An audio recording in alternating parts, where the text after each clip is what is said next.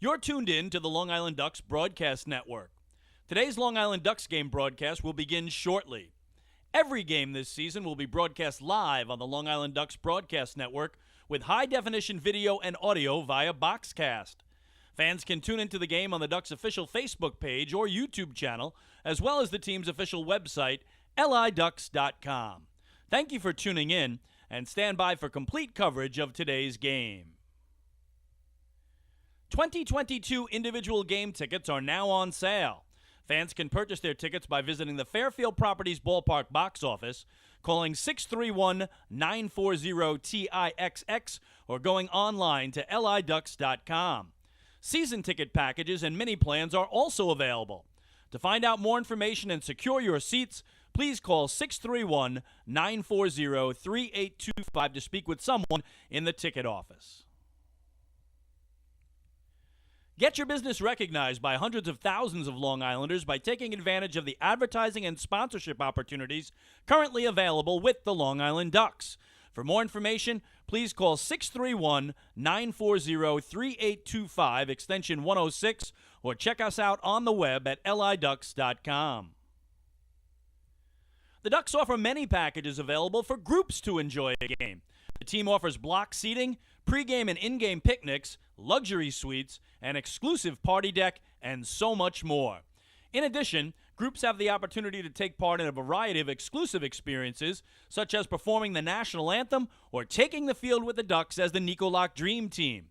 Group ticket packages are now on sale. Please call 631-940-3825 to speak with someone in the group sales department. Looking for official Long Island Ducks merchandise, hard-to-find memorabilia, team apparel, and so much more? Then be sure to check out the Waddle Inn Shop, the official merchandise store of the Ducks. Fans can visit the shop online anytime at liducks.com by clicking the merchandise icon. The store is open on game days Monday to Friday from 10 a.m. to 4 p.m., and then during the game from inside the ballpark only. On non-game days, the store is open from 10 a.m. to 5 p.m. Monday through Friday. Children 14 and under can become members of the Bethpage Federal Credit Union Long Island Ducks Kids Club today. Kids will receive a unique gift package and take part in a variety of fun activities that come with being a member of the Kids Club. For more information on how to sign your child up, please visit liducks.com or call 631-940-3825. Quacker Jack, the 11-time Best Long Island mascot, is now available for appearances at parties and other special events throughout the Long Island community. Please fill out and submit an appearance request form at liducks.com or contact the Community Relations Department at 631-940-3825 to book an appearance. Once again, thank you for tuning in to the Long Island Ducks Broadcast Network. Today's game will begin momentarily. You're tuned in to the Long Island Ducks Broadcast Network. Today's Long Island Ducks game broadcast will begin shortly. Every game this season will be broadcast live on the Long Island Ducks Broadcast Network with high-definition video and audio via Boxcast. Fans can tune into the game on the Ducks' official Facebook page or YouTube channel, as well as the team's official website, liducks.com. Thank you for tuning in, and stand by for complete coverage of today's game. 2022 individual game tickets are now on sale. Fans can purchase their tickets by visiting the Fairfield Properties Ballpark box office, calling 631-940-TIXX, or going online to liducks.com. Season ticket packages and mini plans are also available. To find out more information and secure your seats, please call 631-940-3825 to speak with someone in the ticket office. Get your business recognized by hundreds of thousands of Long Islanders by taking advantage of the advertising and sponsorship opportunities currently available with the Long Island Ducks. For more information, please call 631-940-3825, extension 106, or check us out on the web at liducks.com. The Ducks offer many packages available for groups to enjoy a game. The team offers block seating, pregame and in-game picnics, luxury suites, an exclusive party deck, and so much more. In addition, groups have the opportunity to take part in a variety of exclusive experiences, such as performing the national anthem or taking the field with the Ducks as the Nicolak Dream Team. Group ticket packages are now on sale. Please call 631-940-3825 to speak with someone in the group sales department. Looking for official Long Island Ducks merchandise, hard-to-find memorabilia, team apparel, and so much more? Then be sure to check out the Waddle Inn Shop, the official merchandise store of the Ducks. Fans can visit the shop online anytime at liducks.com by clicking the merchandise icon. The store is open on game days Monday to Friday from 10 a.m. to 4 p.m., and then during the game from inside the ballpark only. On non-game days, the store is open from 10 a.m. to 5 p.m. Monday through Friday. Children 14 and under can become members of the Bethpage Federal Credit Union Long Island Ducks Kids Club today. Kids will receive a unique gift package and take part in a variety of fun activities that come with being a member of the Kids Club. For more information on how to sign your child up, please visit liducks.com or call 631-940-3825. Quacker Jack, the 11-time Best Long Island mascot, is now available for appearances at parties and other special events throughout the Long Island community. Please fill out and submit an appearance request form at liducks.com or contact the Community Relations Department at 631-940-3825 to book an appearance. Once again, thank you for tuning in to the Long Island Ducks Broadcast Network. Today's game will begin momentarily. You're tuned in to the Long Island Ducks Broadcast Network. Today's Long Island Ducks game broadcast will begin shortly. Every game this season will be broadcast live on the Long Island Ducks Broadcast Network with high-definition video and audio via Boxcast. Fans can tune into the game on the Ducks' official Facebook page or YouTube channel, as well as the team's official website, liducks.com. Thank you for tuning in, and stand by for complete coverage of today's game. 2022 individual game tickets are now on sale. Fans can purchase their tickets by visiting the Fairfield Properties Ballpark box office, calling 631-940-TIXX, or going online to liducks.com. Season ticket packages and mini plans are also available. To find out more information and secure your seats, please call 631-940-3825 to speak with someone in the ticket office. Get your business recognized by hundreds of thousands of Long Islanders by taking advantage of the advertising and sponsorship opportunities currently available with the Long Island Ducks. For more information, please call 631-940-3825, extension 106, or check us out on the web at liducks.com. The Ducks offer many packages available for groups to enjoy a game. The team offers block seating, pregame and in-game picnics, luxury suites, an exclusive party deck, and so much more. In addition, groups have the opportunity to take part in a variety of exclusive experiences, such as performing the national anthem or taking the field with the Ducks as the Nicolak Dream Team. Group ticket packages are now on sale. Please call 631-940-3825 to speak with someone in the group sales department. Looking for official Long Island Ducks merchandise, hard-to-find memorabilia, team apparel, and so much more? Then be sure to check out the Waddle Inn Shop, the official merchandise store of the Ducks. Fans can visit the shop online anytime at liducks.com by clicking the merchandise icon. The store is open on game days Monday to Friday from 10 a.m. to 4 p.m., and then during the game from inside the ballpark only. On non-game days, the store is open from 10 a.m. to 5 p.m. Monday through Friday. Children 14 and under can become members of the Bethpage Federal Credit Union Long Island Ducks Kids Club today. Kids will receive a unique gift package and take part in a variety of fun activities that come with being a member of the Kids Club. For more information on how to sign your child up, please visit liducks.com or call 631-940-3825. Quacker Jack, the 11-time Best Long Island mascot, is now available for appearances at parties and other special events throughout the Long Island community.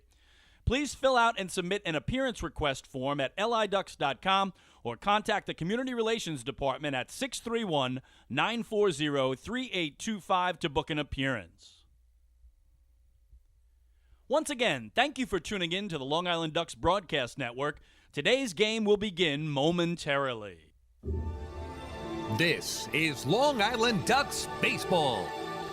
Justin Davies at the plate, the winning run at third. Crowd going nuts. Swung on, bouncing ball left side, off the mitt, up third baseman Brad Strauss. Here comes Willie Rodriguez. Justin Davies has done it again. The Ducks are one flag away from the championship. Jason Johnson makes the catch. He makes the catch, and the Long Island Ducks have swept the Camden River Sharks. They are the 2004 Atlantic League champions. Line bunt up the third baseline. Esquivel charging in. They're not going to have a play, and the Ducks are the champions of the Atlantic League here in 2012. Going back is Adam Bailey. He settles under it. He makes the catch, and for a second straight year, the Atlantic League trophy will reside on Long Island. Swung on and missed for strike three. The Long Island Ducks have come to Texas, and they'll be bringing the trophy back home to Long Island. The Long Island Ducks are the 2019 Atlantic League champions. And now it's time for the Long Island Ducks pregame show. Live from Fairfield Properties Ballpark in Central Islip, New York, it's time once again for Long Island Ducks baseball. And tonight the Long Island Ducks take on the High Point Rockers in not one but two, a pair of 7-inning games, a doubleheader right here in Central Islip. Well, hello again, everyone. This is Chris King. David Weiss to be joining us shortly. We thank you so much for tuning into Ducks Baseball tonight around the world at liducks.com, on YouTube and Facebook, and making us a part of your Thursday evening entertainment. Well, Ducks and Rockers rained out last night. That's why we got a twin bill tonight. But the Ducks continue their best play of the year on Tuesday night here, taking the opener from the Rockers. 9-7 was the final. First time all season now, the Ducks have won 5 consecutive games. They're also 4 games over 500 for the first time all year, and they have won 7 of their last 8 games. On their home field, they've won 6 in a row, and right now are perfect 4-0, 4 games into this season-long 10-game homestand. On the flip side, the woes just continue for the Rockers. They have lost 15 of their last 17 games and are just trying to get back on track. Long Island, though, hoping that the pitching matchup in this first game favors them, as they'll go with the veteran Stephen Tarpley, the former Met and Yankee, while the Rockers will go with the youngster Nick Evangelista, making his pro debut straight out of college and into the Atlantic League to start his professional career. So that's our matchup. We'll take a break, and when we come back, we'll listen back to a wild 9-7 victory the Ducks had Tuesday night here over High Point. We'll tell you how it went down. Hey fans, this is manager Wally Backman, and you're listening to Ducks Baseball on the Long Island Ducks Broadcast Network. When we see Long Island, we see you. Because at Catholic Health, we know that it's your remarkable lives that breathe life into our island.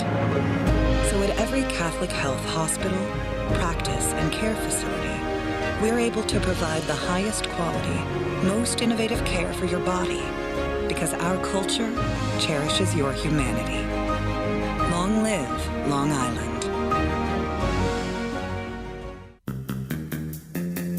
Take your group out to the game this season and enjoy all the fun of Ducks baseball at discounted prices with the picnic area, luxury suites, party deck, and so much more. Bringing your group to the game will be an unforgettable experience. The Ducks even offer opportunities to sing the national anthem, serve as the Ridgewood Savings Bank color guard, be the Nicolak Dream Team, or put on a pregame performance. To book your outing today, call 631-940-3825 and ask for the group sales department. Long Island Ducks baseball. Good times every time.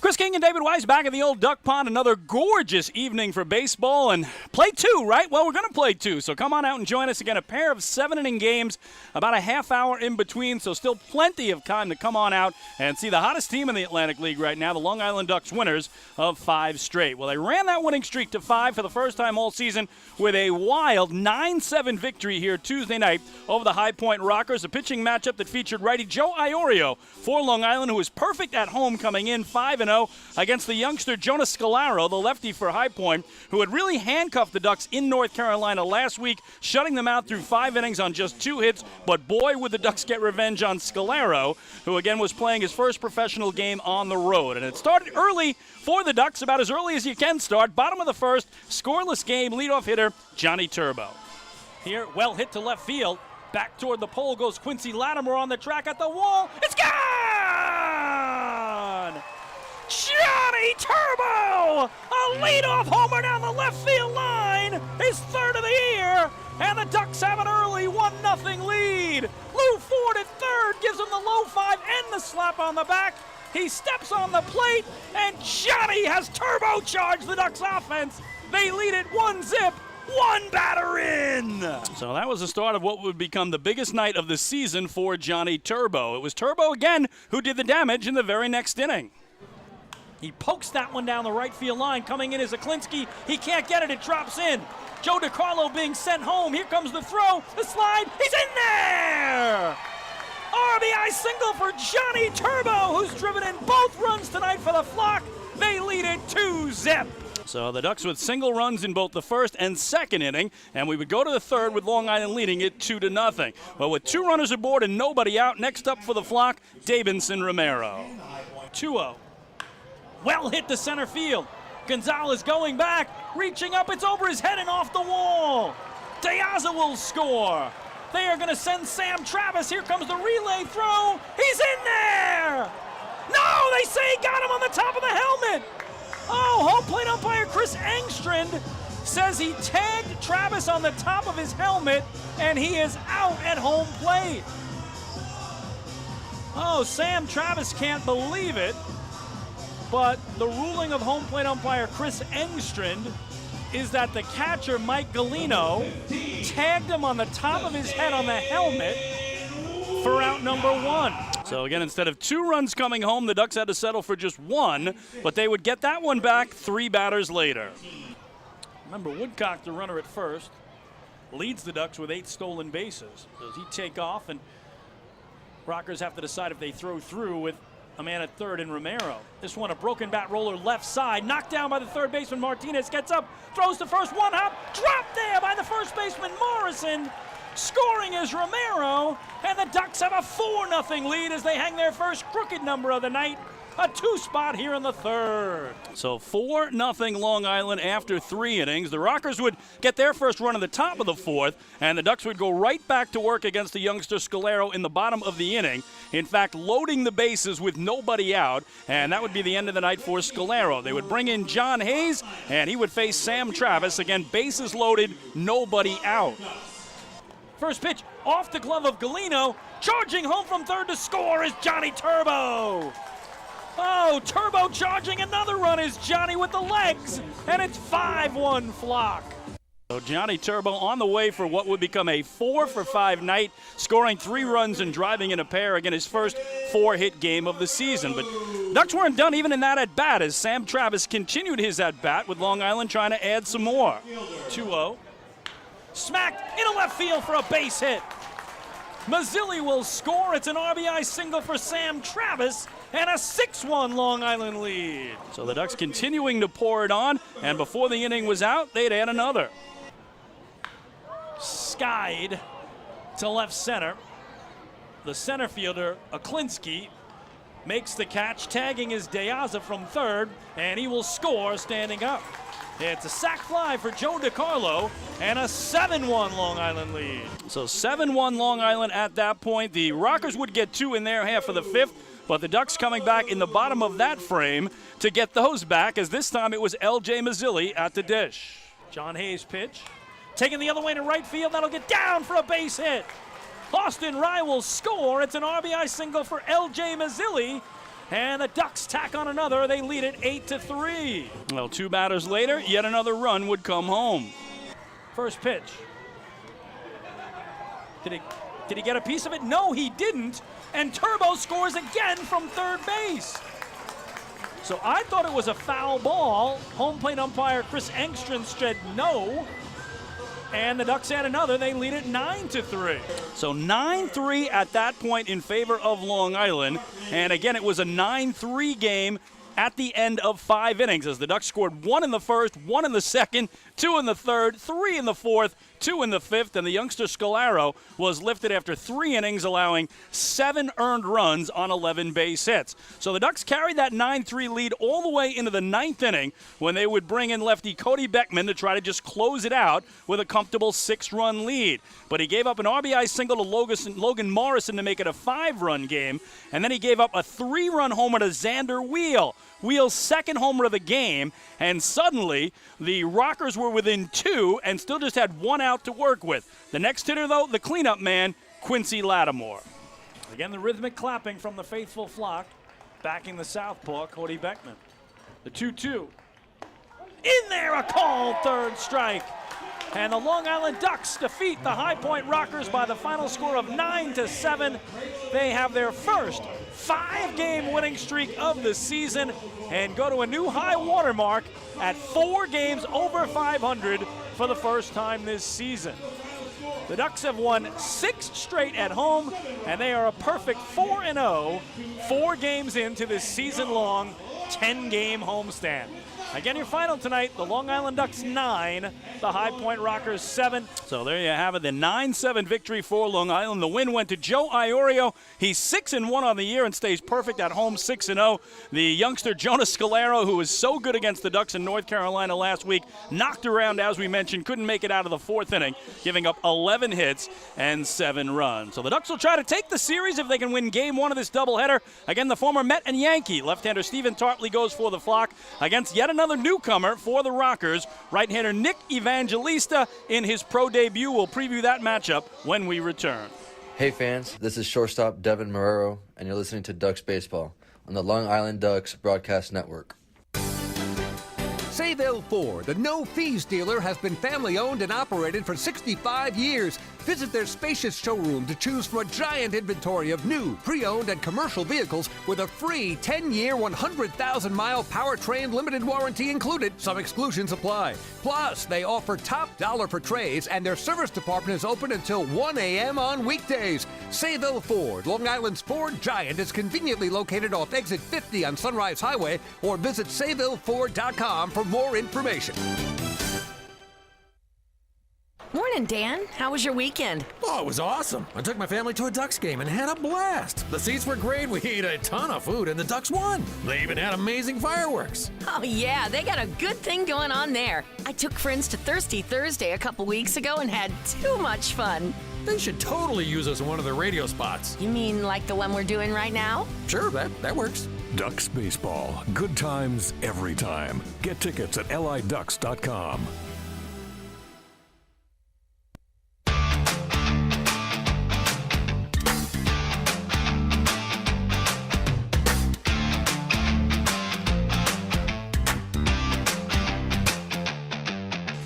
Chris King and David Weiss back in the old duck pond before this double dip of Ducks baseball tonight. A pair of 7-inning games between the Long Island Ducks and the High Point Rockers. The Ducks will hand the ball to their southpaw Stephen Tarpley, coming off his best outing of the season. It was against these Rockers Thursday down in North Carolina, the rubber game of the set. He tossed 8 innings of 1-hit shutout ball and led Long Island to the 2-0 victory. He has been terrific of late. In fact, no runs allowed in his last 2 starts and 3 earned runs or less allowed in all 5 starts that he's made since converting from a reliever to a starter. Meanwhile, he'll be opposed by the youngster out of Washington Township, New Jersey, 24-year-old Nick Evangelista. The right-hander is making his professional baseball debut here tonight after 6 years of college ball. So as you can see, the Ducks have taken the field. We'll take one more break, and when we come back, the starting lineup and the first pitch of tonight's ball game.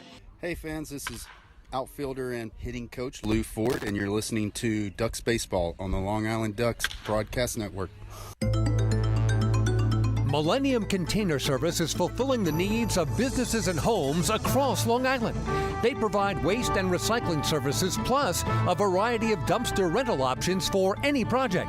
Millennium Container Service offers convenient, on-time deliveries and pickups, as well as daily, weekly, and monthly commercial service. Need a quote? Call 516-826-5544 or visit millenniumcontainer.com. Millennium Container Service. Keep your home and business clean. The Waddle Inn Shop is your home for everything Ducks baseball. The team store is full of official Long Island Ducks merchandise, great gifts, hard-to-find memorabilia, team apparel, and so much more. You can even get your favorite name and number put on the back of your very own Ducks jersey. Celebrate Waddle Inn Wednesday as well, with exclusive deals in-store during every Wednesday home game. Visit the Waddle Inn Shop today at Fairfield Properties Ballpark or shop online anytime at liducks.com.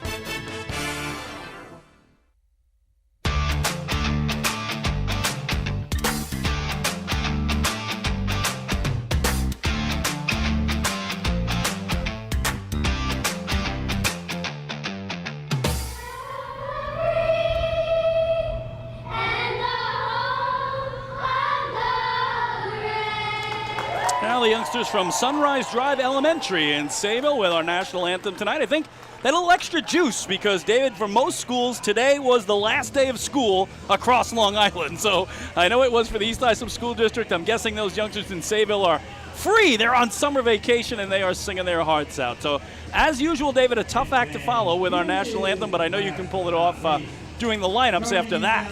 Well, let me tell you, Chris, it's great to be with you once again. And to paraphrase a conversation we had earlier today, I took a look at everything that is happening in my life, and there's nothing I'd rather do than to spend 4 to 6 hours in a booth with you.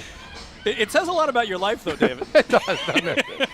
Let's take a look at the starting lineup. It's great to be with you, Chris, and perfect weather as compared to what we had all day yesterday. Yep. For the High Point Rockers, leading off will be their center fielder, Johnny Field, aptly named. Bandit Klinsky, who is atop the leaderboard in many offensive categories, having an outstanding season. In right field, batting second. Xander Wheel, first baseman, batting third. Cleanup spot, Quincy Lattimore in left field. Tyler Ladendorf, the shortstop, batting fifth.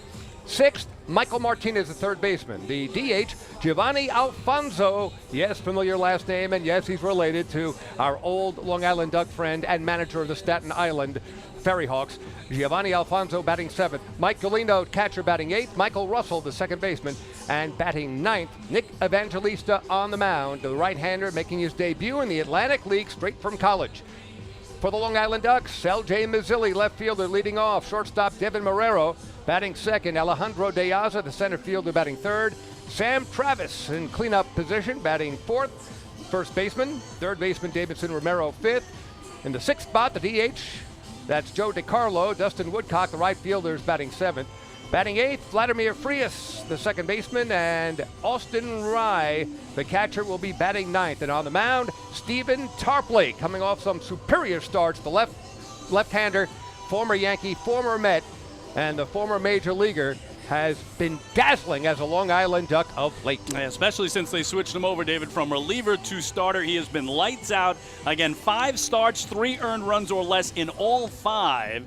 And he has absolutely been terrific and coming off his best game of the year in the rubber game win over these Rockers Thursday night in North Carolina, tossing 8 innings of one-hit shutout ball as the Ducks won it 2-0. So again, game 2 of a 3-game set. Ducks took the opener Tuesday night in a wild affair, 9-7. And last night rained out, and that's why we'll play a pair of 7-inning games tonight. 7 innings here, half-hour break in between, 7 innings to wrap it up, and of course we'll bring you all the action right here on the Ducks Broadcast Network. So Stephen Tarpley, the lefty, is ready. Johnny Field, the right-swinging center fielder, is in, and the first pitch of our first game tonight is on the way.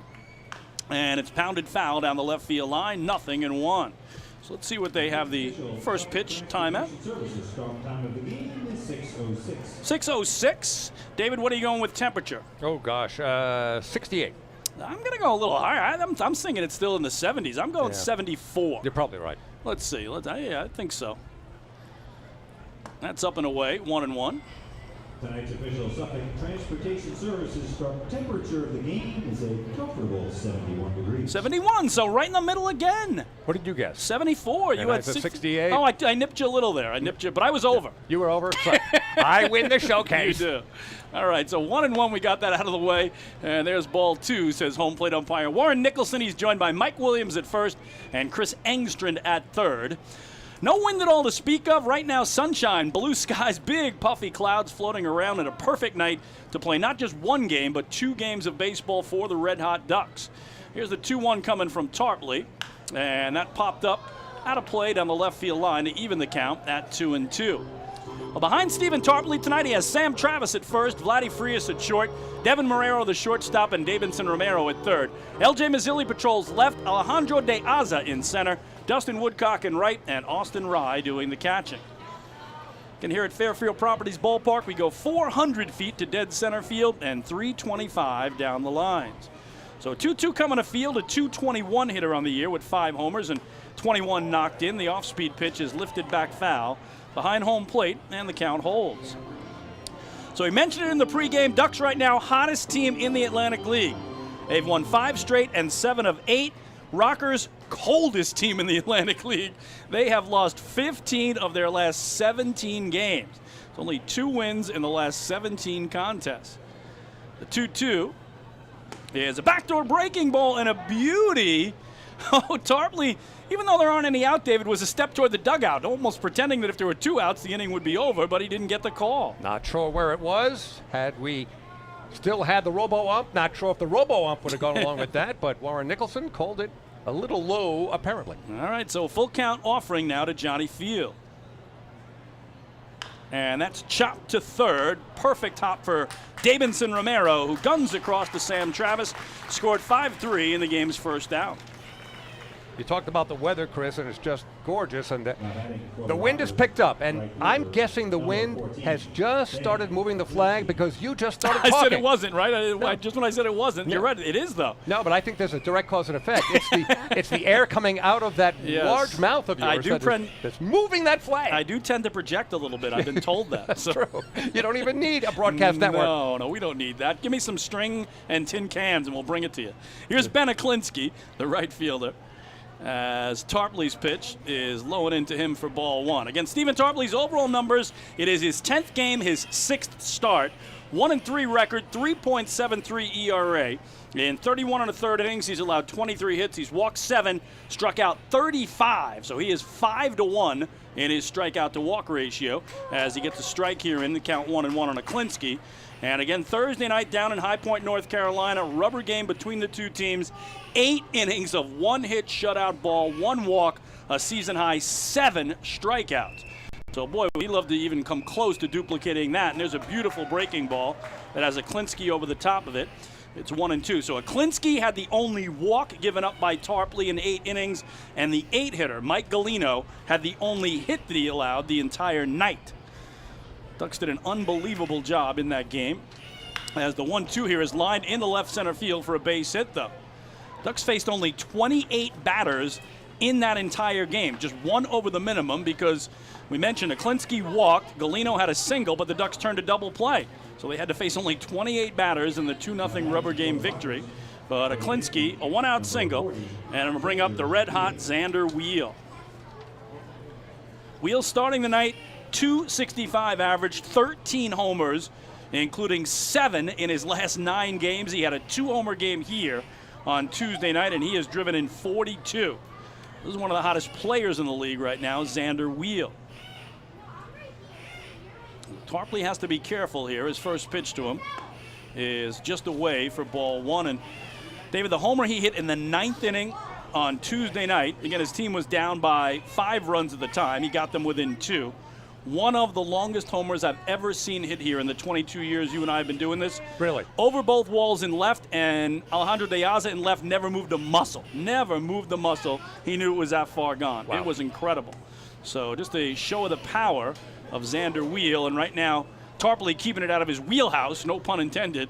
It's 2-0. Talk about long homers. I think the longest we've ever seen was Ozzie Canseco. I was saying it matched Ozzie Canseco. That's the guy I was thinking of, Ozzie Canseco.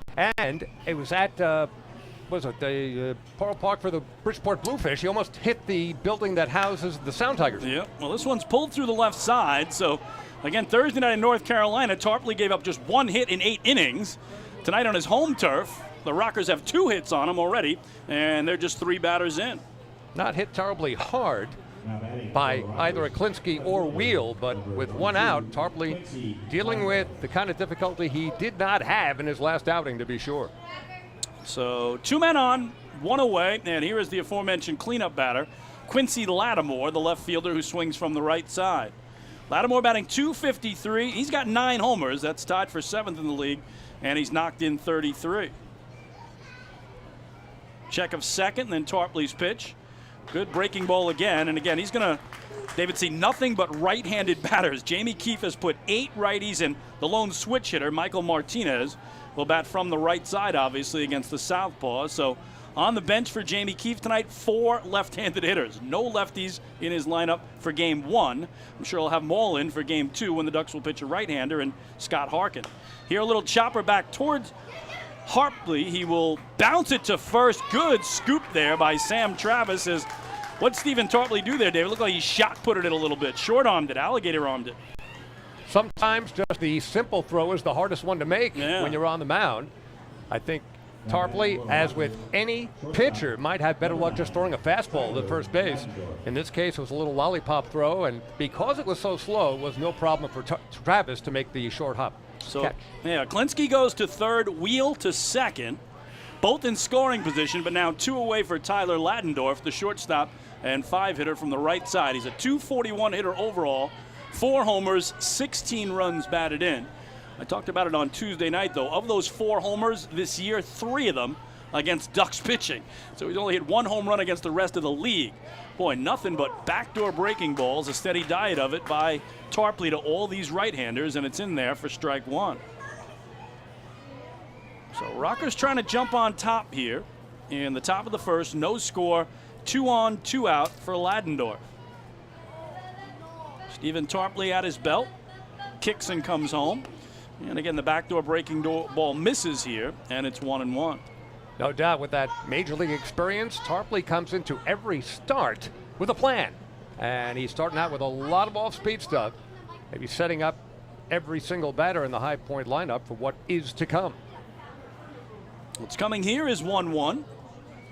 In on the hands, Tarpley lets it go through to Frias. Vladdy has to hurry, but he just does get it there in time to retire the side. So for the Rockers, no runs, 2 hits, 2 left. Middle of the first tonight at Fairfield Properties Ballpark in Central Islip, New York. It's the High Point Rockers nothing, and the Long Island Ducks coming to bat. Hey fans, this is infielder Elijah Mazzilli, and you're listening to Ducks Baseball on the Long Island Ducks Broadcast Network. Planning your next party or looking for a caterer that will handle all of your needs? Hidden Gem Cafe has got you covered. From setup to service to cleanup and amazing food that is sure to be talked about, they can do it all without breaking the bank. Hidden Gem knows that each event is unique and strives to design a specialized menu for each event. Call the Hidden Gem Cafe for your next party at 631-390-5912 and be sure to follow them on social media too at the Hidden Gem Cafe for ideas and information. Can't get enough of the Long Island Ducks? Well, now you can get even more inside info on your favorite hometown team through Facebook and Twitter. The Ducks are constantly updating fans through social media with scores, transactions, ballpark promotions, and much more. You can even win great prizes. All you'll need to do is make a free account on Facebook and Twitter, and then visit us at facebook.com/LIDucks and twitter.com/LIDucks. Think you're Long Island's biggest Ducks fan? Get connected now.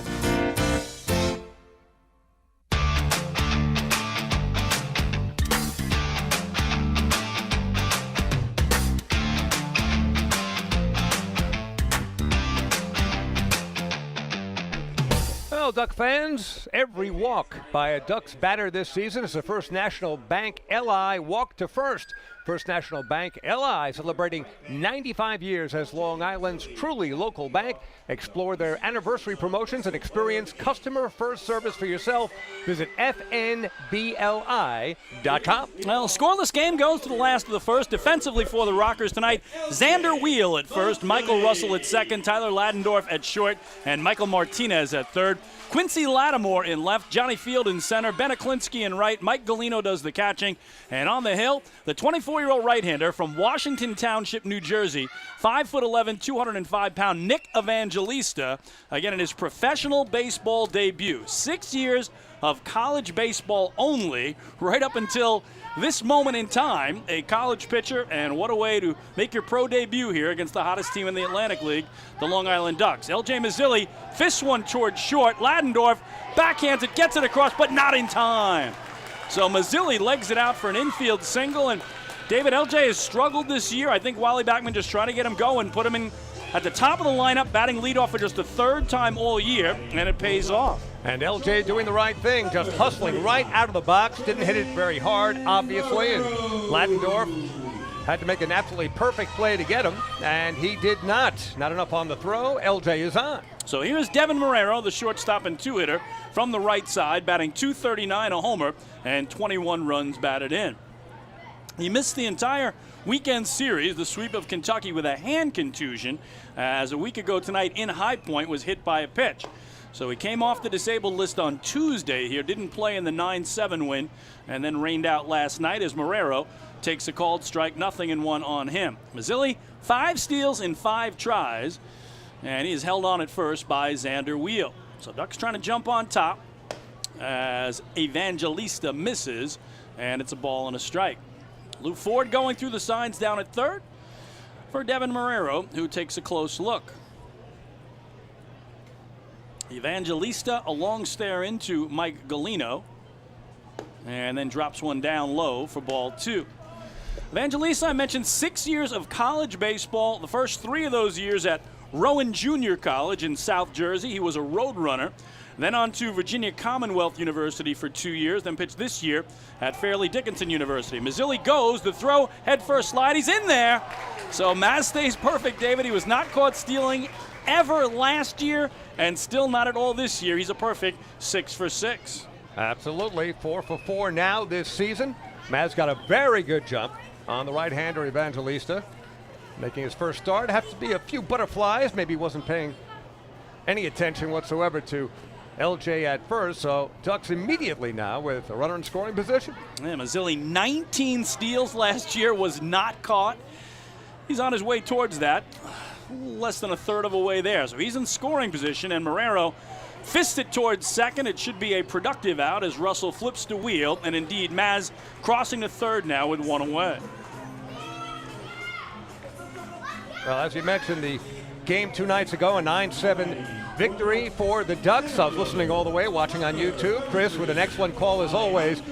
It does prove that old adage, you can never have enough runs in the Atlantic League. I mean, no lead is safe. Nope. It got a little dicey there in the 9th, but the Ducks were able to put it away. And should they break out on top here, we would assume they would look for more than just the 1 run. The Ducks had a 7-1 lead Tuesday after 4 innings, had a 9-3 lead into the 9th, and then hung on for the 9-7 victory. Here's Alejandro De Aza, the left-swinging center fielder, fouling one away. It is strike 1 on De Aza, who's up to .347 now. Second best batting average in the Atlantic League. 4 homers, 25 runs batted in. He leads the league in on-base percentage at .460. So he's got Mazzilli at third with 1 away, trying to deliver him.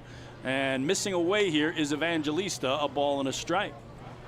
Boy, the Ducks have caught fire in the hitting department. As soon as the weather warmed up, they warmed up at the plate. Sam Travis and Johnny Turbo, each of them in the top 5 in hitting as well. Incredible, right? To have 3 of the top 5 on their team. This one lifted deep to left field. Latimer going back at the track, makes the catch. Tagging from third and scoring is L.J. Mazzilli. It's a sac fly for Alejandro De Aza. Picks up his 26th run batted into the season. And for the second straight night, the Ducks have a 1-0 lead in the bottom of the first. As a professional piece of hitting from a former major leaguer. De Aza not doing too much with that pitch, just going the other way from the left side of the plate. more than deep enough. In fact, I thought that one might have a chance with a bit of a breeze blowing toward left. But a warning track fly brings in the first run. So 1-0 Long Island. Again, last night the Ducks scored in each of the first 5 innings of the game. Here is Sam Travis taking it the other way to right field. Coming in hard is Aklinski sliding. And did he get there? He did! Wow. What a catch by Ben Aklinski in right to rob Travis of a hit and end the inning. But the Ducks do get a run on a hit. There was nobody left. To the second we go in CI. It's the Ducks 1 and the Rockers nothing. Hey fans, this is pitcher Bennett Perry, and you're listening to Ducks Baseball on the Long Island Ducks Broadcast Network. PSCG Long Island wants you to know how to save energy and money in your home. Did you know energy-efficient appliances can use up to 25% less energy? Here's how to save. PSCG Long Island offers money-saving rebates when you purchase Energy Star appliances. Discover how a little energy efficiency know-how can mean savings in your home. Find more energy efficiency tips, tools, and money-saving rebates at pscgliny.com/save money. Want an awesome birthday without all the hassle? Book your Kona Ice birthday party with the Ducks today. 2 brand new packages are now available, including our exclusive game room suite. Along with enjoying an exciting Ducks game, your birthday child and his or her friends will have a blast playing video games on Nintendo Switch, Xbox, and PlayStation 4 in their very own private luxury suite. Plus, they'll be treated to food, beverages, snacks, and much more. Kona Ice birthday parties with the Long Island Ducks, the party of a lifetime.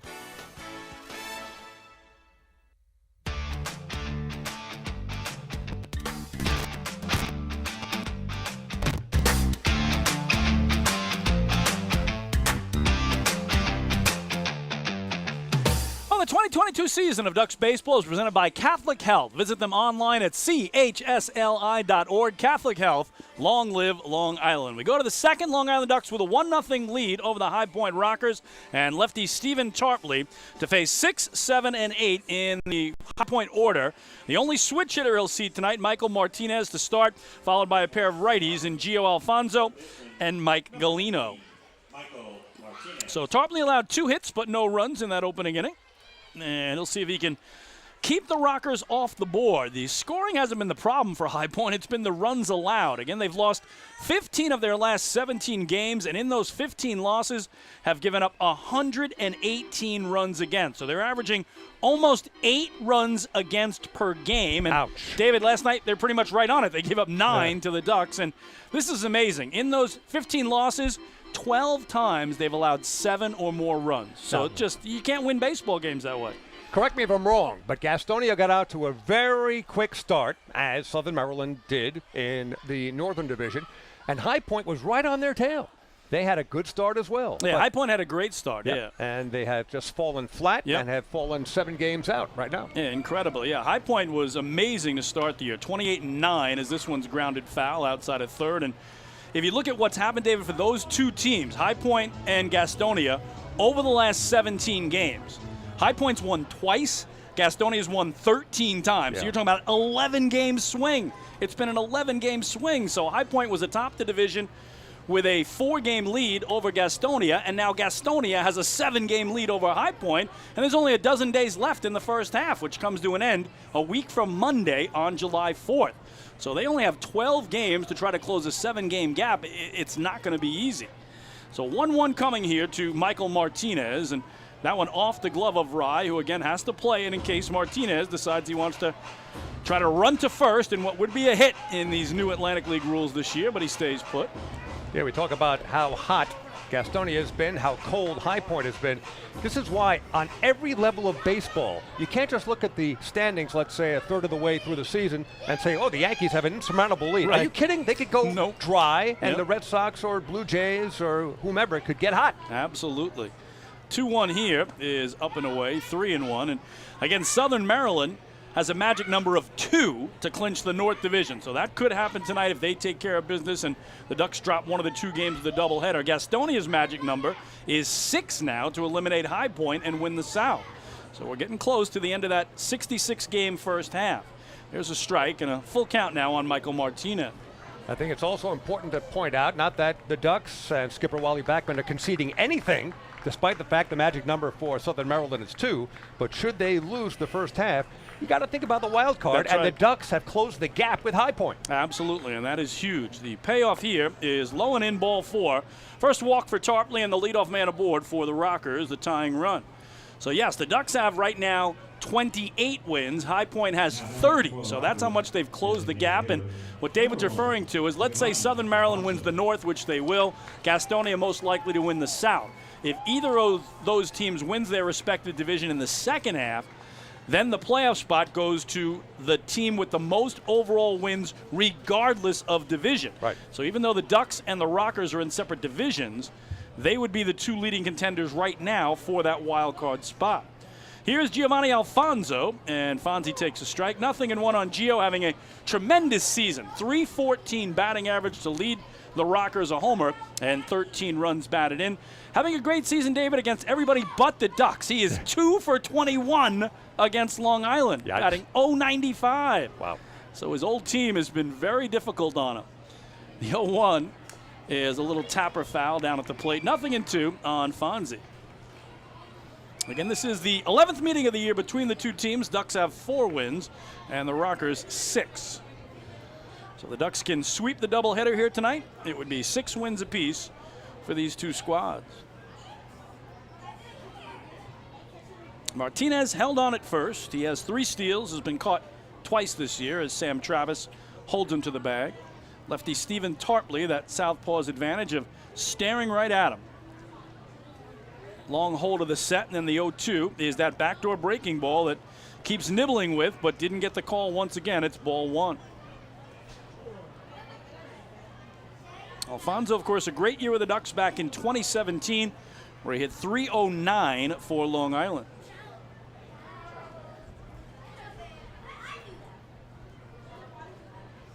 Here's a 1-2. Nope. Tarpley's going to fire over to first and bring Martinez back. Fonzie 0 for 3 here with a walk on Tuesday in the Ducks' 9-7 win, but he had his best game of the season Sunday in Charleston against the Dirty Birds. Alfonso 3 for 4, hit his first homer of the year, and a season high 4 runs batted in. But once again, they gave up 12 and lost 12-11 in 10 innings. 1-2 is in the air and well hit to center. Going back is De Aza, gliding under it to put it away for the first out. So we'll see if Michael Martinez is put into motion by skipper Jamie Keefe. Martinez, 3 steals, has been caught twice. The Ducks already have a run up on the board, and it remains to be seen whether we're looking at another wild scoring affair as we had 2 nights ago. But with Tarpley on the mound, not likely, but you never know in the Atlantic League. So here's Mike Galino. He had the only hit against Tarpley in 8 innings of play a week ago tonight in North Carolina. That was a single in the bottom of the 6th. Here he takes it away foul down the right field line, 0-1. Tarpley on the year for Long Island, again, is a 1-3 record. And that rubber game victory, his first win of the season. So he's trying to build on that, and again, it's put together terrific back-to-back starts where he hasn't allowed any runs against, covering his last 15 innings. 0-1 to Galino looks low to even up the count. Well, Tarpley mostly working out of the bullpen at the major league level. That includes the Mets and the Yankees. And should his stellar pitching continue, he's going to draw interest immediately. You can never have too many good lefties on the mound up at the major leagues. Comes set, holds it, and then deals the 1-1. And that's on the ground to third. Romero to second for 1. Frias on to first in time. And inning ending around the horn. 5-4-3 double play. For the Rockers, no runs, no hits, a walk. Nobody left on the twin killing. We go to the bottom of the second in CI. Ducks still up 1-0. Hey fans, this is pitcher James Varela, and you're listening to Ducks Baseball on the Long Island Ducks Broadcast Network. Hey, Ducks fans, the official hotel of the Long Island Ducks is the Radisson Hotel Hauppauge, Long Island. It's centrally located on the north shore of Long Island and offers a home away from home for both business and leisure guests. The Radisson Hotel, Hauppauge, Long Island features an indoor pool, 24-hour business center, a fitness center, and complimentary Wi-Fi in all guest rooms. Enjoy the contemporary American cuisine at the Fountain Grill restaurant or grab a quick bite to eat at Cafe Pronto. And best of all, it's only minutes away from Bethpage Ballpark. The Radisson Hotel, Hauppauge, Long Island, the official hotel of the Long Island Ducks. Call 631-231-1100 today. That's 631-231-1100. Your source for everything Ducks is liducks.com. The official website of the Long Island Ducks is the best place to stay up to date with Long Island's hometown team. Purchase tickets to the game, see the full promotional schedule, visit the online store, read the latest news stories, and watch every game live right on the homepage. The site offers an optimal browsing experience on either your computer or mobile device. liducks.com, the official website of the Long Island Ducks. Your one-stop shop for all things Ducks baseball.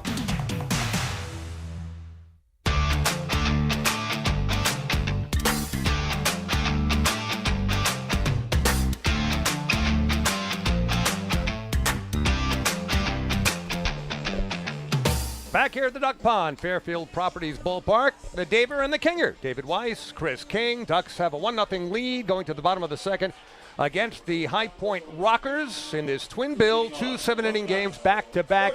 After the High Point Rockers leave town, Lancaster Barnstormers enter part of this 10-game homestand.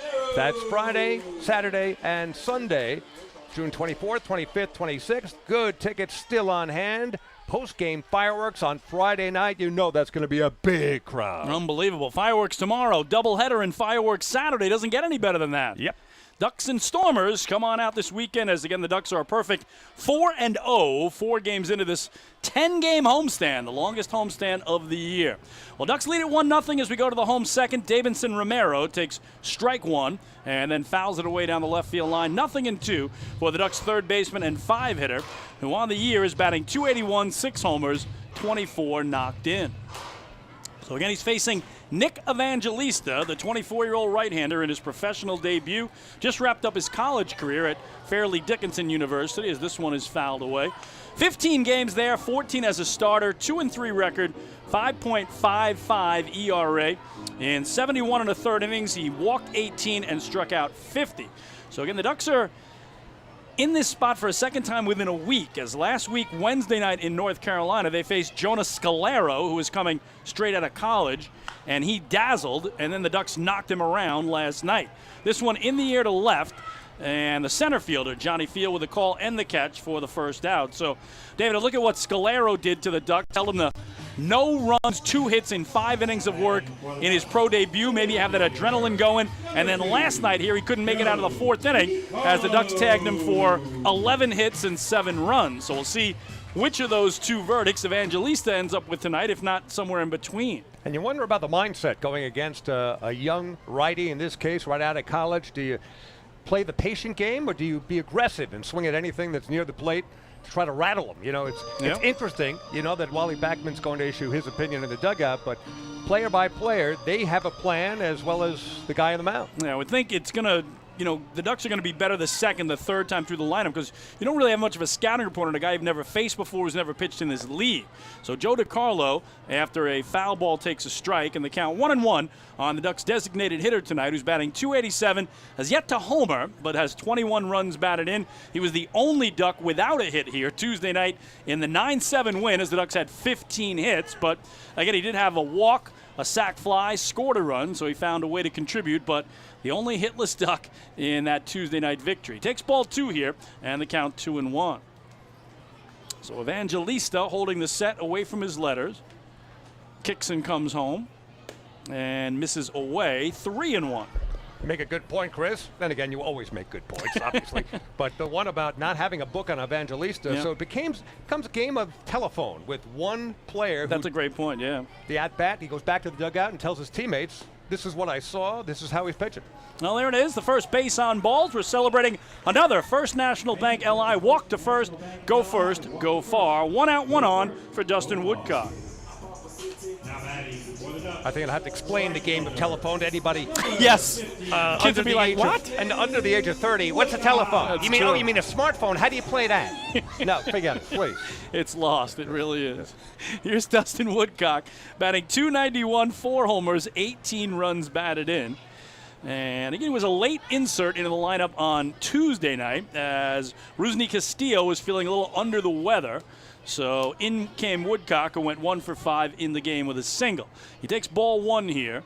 And I talked to Wally Backman before tonight's game. He told me Rusney Castillo is feeling much better, could play in the second game of the doubleheader tonight. He said he certainly will get Johnny Turbo in there if Johnny had a 4 for 5 game here, David, on Tuesday night. Scored twice and drove in 3 runs. So he's going to get him right back in, but left him out of the opening game here as Woodcock fouls it away. Yeah, talk about a catalyst. He set the tone with his first inning homer, but beyond that, he did a little bit of everything, and of course, he plays such a wonderful outfield as well. There's nothing Johnny can't do. And it really was a tour de force performance at the top of the lineup on Tuesday night for Johnny Turbo, who we'll see in Game 2. And Lou said the possibility of Lou Ford or Jake Zarello is other players who aren't in the lineup tonight coming in Game 2 as well. Throw over to first, and DiCarlo is back. Joe has 2 steals and has not been caught this year. Remember, L.J. Mazzilli stole first last inning. The Ducks manufactured a run. Mazzilli reached on an infield single, stole second to third on a ground out, and then came home on a sac fly. This one's fouled away down the left field line out of play, and the count holds at 1-2 on the Ducks right fielder. Something you get at this time of night. It's about 6:36 in the evening, and you've got the pitcher in sunlight, batter in the shade. Yeah, they'll tell you it's a little harder to pick up that way, right? Yep. So we'll see how Woodcock can handle it here with DiCarlo leading away from first. He's just shy of the cutout. The 1-2 is ripped to right field. Aklinski going over at the track, reaches up, makes the grab, and then quickly gets it in as DiCarlo retreats to first. Boy, Woodcock hit it on the screws, but Aklinski got a good jump to make the catch. A great jump. He was off and away as the ball met the bat. The quack of the bat, and Aklinski was on the spot and really didn't have much trouble just catching up to it. Otherwise, Woodcock is on second and maybe tries for a triple. So DiCarlo now a 2-out runner at first for Vladdy Frias, the switch hitting second baseman, in from the left against the right-hander Evangelista. Vladimir hitting .232, a pair of homers, 17 runs batted in. Tuesday night here, 2 for 5, with a run batted in the 9-7 win. Evangelista's first pitch to him is slicing away down the left field line, out of play for strike 1. 24-year-old Nick Evangelista. You know he's from Jersey because he lives in something called a township. That's right. Second of all, if you asked him for directions, I'm sure it would involve a jug handle. There's a lot of those in Jersey. That's right. Always remember that one. There's one right outside TD Bank Ballpark where the Somerset Patriots play, right outside the ballpark there in Bridgewater. I remember that. So the first time I hit it, Dave, I didn't know your jug handle, like rotary. It has a lot of names, right? But you're right, always jug handles in New Jersey. And again, he's from Washington Township, played in South Jersey, his junior college ball at Rowan, and then finished up just this past year at Fairleigh Dickinson in Teaneck. So lots of Jersey connections, I would imagine friends and family in the ballpark for his first pro start. First pro appearance, as a matter of fact, for 24-year-old Nick Evangelista. Here taking it into center field is Frias, but right at Johnny Field, who makes the catch, and the side retired. For the Flock, no runs, no hits, a walk, 1 left. We're through 2. It's the Flock 1, the Rock nothing. Hey fans, this is pitcher Joe Iorio, and you're listening to Ducks Baseball on the Long Island Ducks Broadcast Network. This is it. Check it out. See what everyone's talking about. Let Nicolak Pavers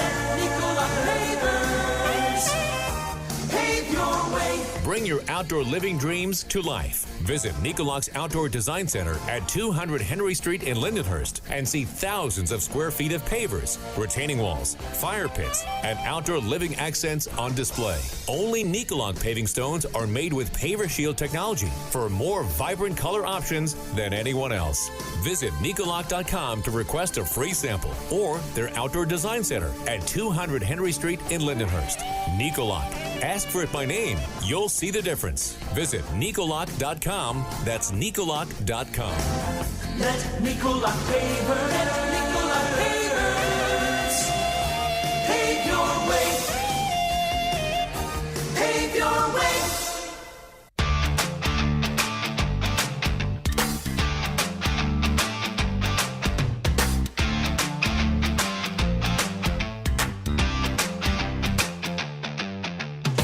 Well, Duck fans, you could follow all season long as the Ducks team up with Island Federal Credit Union to hit home runs for hunger.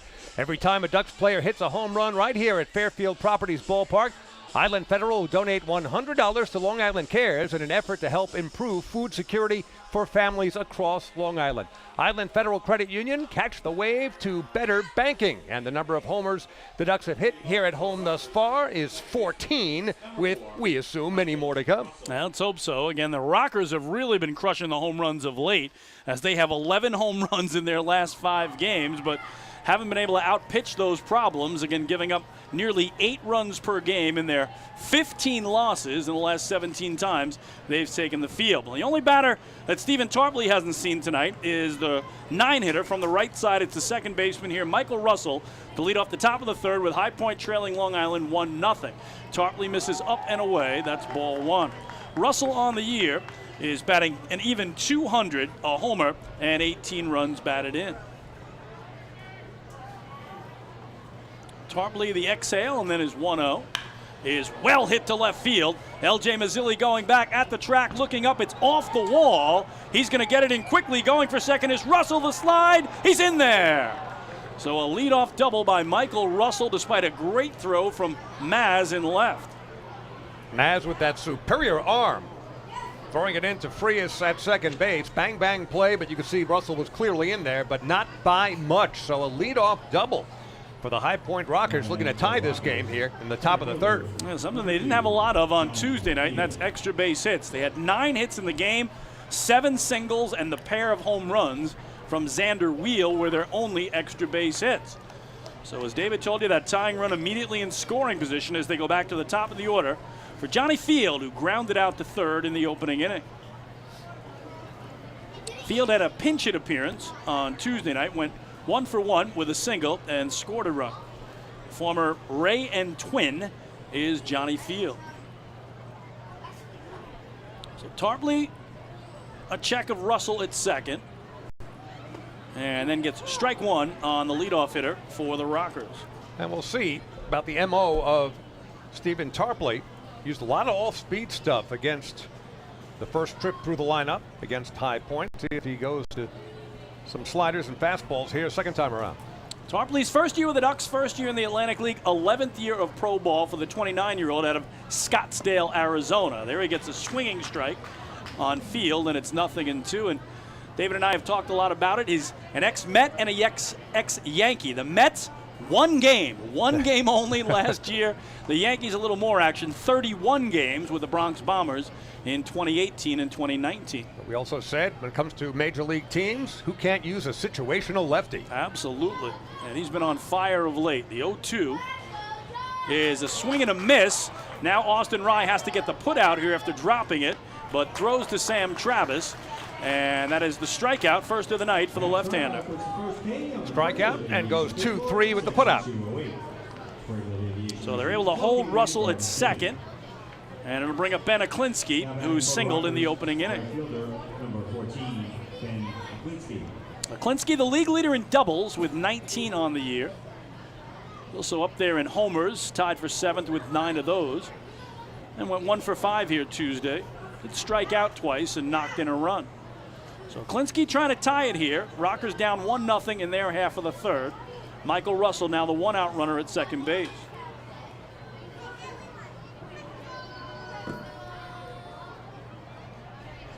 It was a backdoor breaker for a strike. And Tarpley's only game with the Mets last summer, David, he had 2 walks, gave up a hit, allowed 2 runs, did not record an out. Wow. Yeah, spent the rest of the year at AAA Syracuse pitching in the Mets organization in upstate. But the one time he got a chance, a little tough if you don't get an out at all. And again, gave up just the 1 hit but 2 walks. Here he misses away, 1-1. And last year, the Mets and Stephen Tarpley, managed by Luis Rojas, which seems like 5 to 10 years ago. It's incredible. Wow. It does. It's incredible. Mean, so much has happened since then. The Mets off to a terrific start. Buck Showalter, such a commanding presence. You almost forget what happened before. And Rojas now the Yankees' third base coach. So right. That's exactly. where he is right now. Exactly. Here's the 1-1. And that well hit to right center field. The right fielder, Dustin Woodcock, pulling up in front of the track to make the catch, tagging and going for third is Michael Russell, and he'll be in there standing. So Russell 90 feet away of tying the game with 2 down now for Xander Wheel. That one was hit pretty well, but off the bat slicing toward Woodcock, who got a good jump. He has great speed, terrific glove in the outfield, so no problem catching up, but there was no way to prevent Russell from taking third, tagging up. So here is Xander Wheel again Tuesday, a solo homer to center field in the top of the 4th to get the Rockers on the board. And then the 3-run shot way over both walls and left in the top of the 9th to bring them within 9-7. So Tarpley's got to be so careful here. Wheel singled through the left side in the opening inning. You're happy when he does that, the way he's swinging the bat with a 2-homer game Friday in Charleston and another 2-homer game here Tuesday. There's the backdoor breaker for strike 1.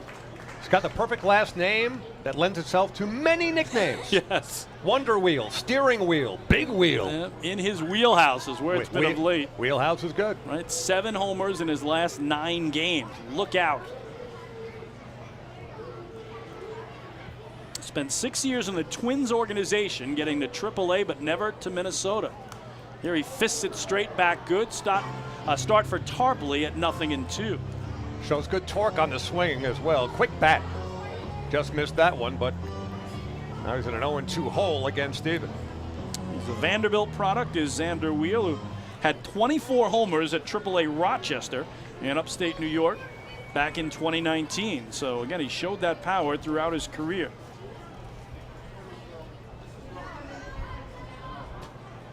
And time called here at the plate by Austin Rye. So we'll reset. Ducks trying to keep this 1-0 lead in the top of the 3rd. Rockers have Michael Russell at 3rd with 2 away for Xander Wheel, who went 3 for 5 here on Tuesday night, scored twice, drove in 4. And again, had their only 2 extra base hits of the night, both homers. 0-2 is way up and away, wouldn't chase, that's ball 1.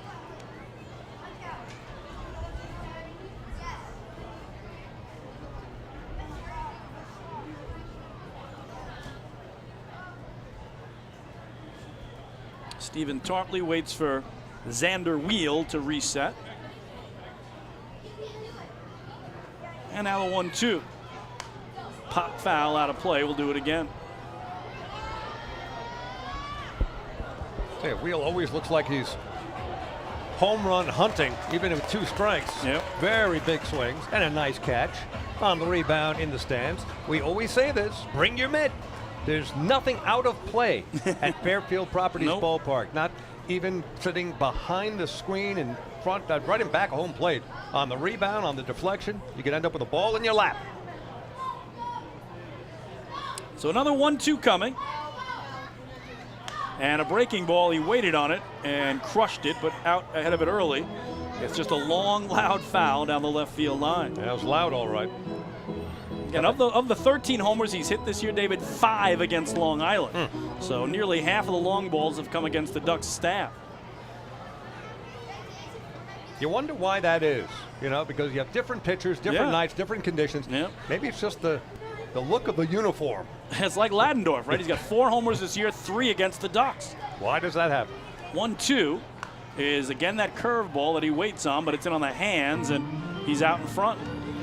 And he is making a pest of himself against Stephen Tarpley. Now, who's going to win the battle here? 2 outs, tying run at 3rd. One of the hottest players in the league right now, Xander Wheel, trying to do his thing and give his team the lead. He's not looking for a base hit right now. He's trying to do what he did last night in the 9th inning, put it a mile over both walls and left. Again, a 1-2. And that down in the dirt. Good block by Austin Rye with the threat of Michael Russell tying the game from 3rd if it gets through him. Instead, the count 2-2.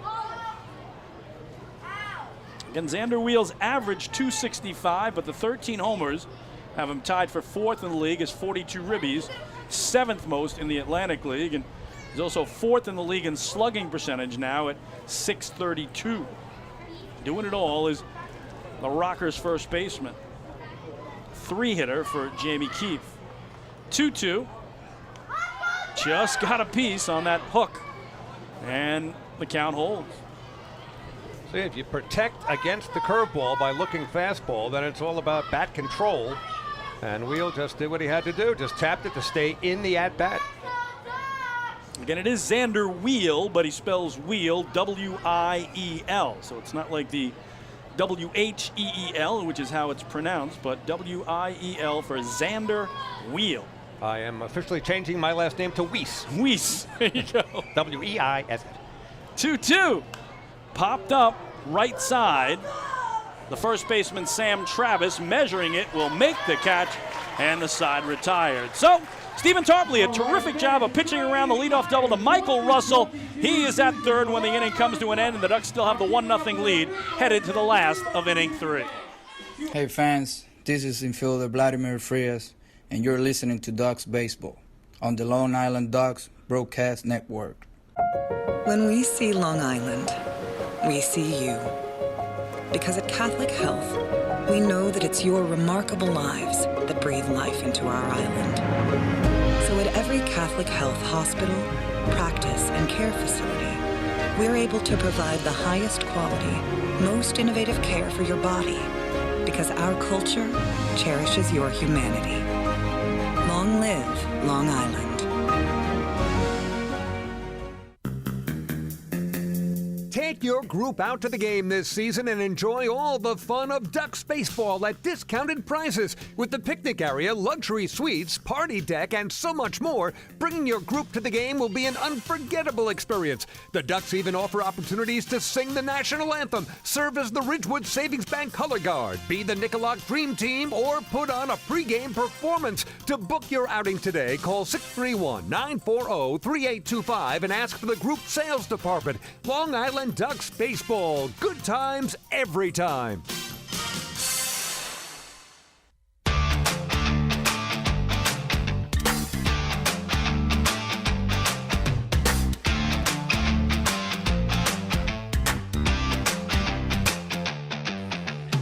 Ducks lead at 1-0 as we go to the bottom of the third. Last night in the Atlantic League, Staten Island for a second straight night beats the best team in the Atlantic League, Southern Maryland, 5-4 in 10 innings as Dilson Herrera, a walk-off single to give the Ferry Hawks their third straight win overall. Run you through the rest of the games in just a moment, as getting ready to hit is the only player who hasn't yet in this game, the Ducks' number 9 man and catcher Austin Rye, against the 24-year-old right-hander from Washington Township, New Jersey, Nick Evangelista, in his pro baseball debut. So first pitch is lined right at the shortstop Ladendorf. 1 pitch, 1 out for Evangelista. Elsewhere last night, the Charleston Dirty Birds, a 4-1 victory over Gastonia in North Carolina. They'll play the rubber game of that series tonight. So Gastonia remains atop the South Division, 7 games ahead of second place High Point with a magic number of 6 to clinch it. Well, back to the top of the order for the guy who scored the game's only run tonight. L.J. Mazzilli reached on an infield single, stole second, went to third on Devin Marrero's ground out to the right side, and then came home on Alejandro Deaza's sac fly. Maz takes low here for ball 1. We mentioned the struggles for L.J. this year, batting .220 only on the season. 2 homers, 14 runs batted in.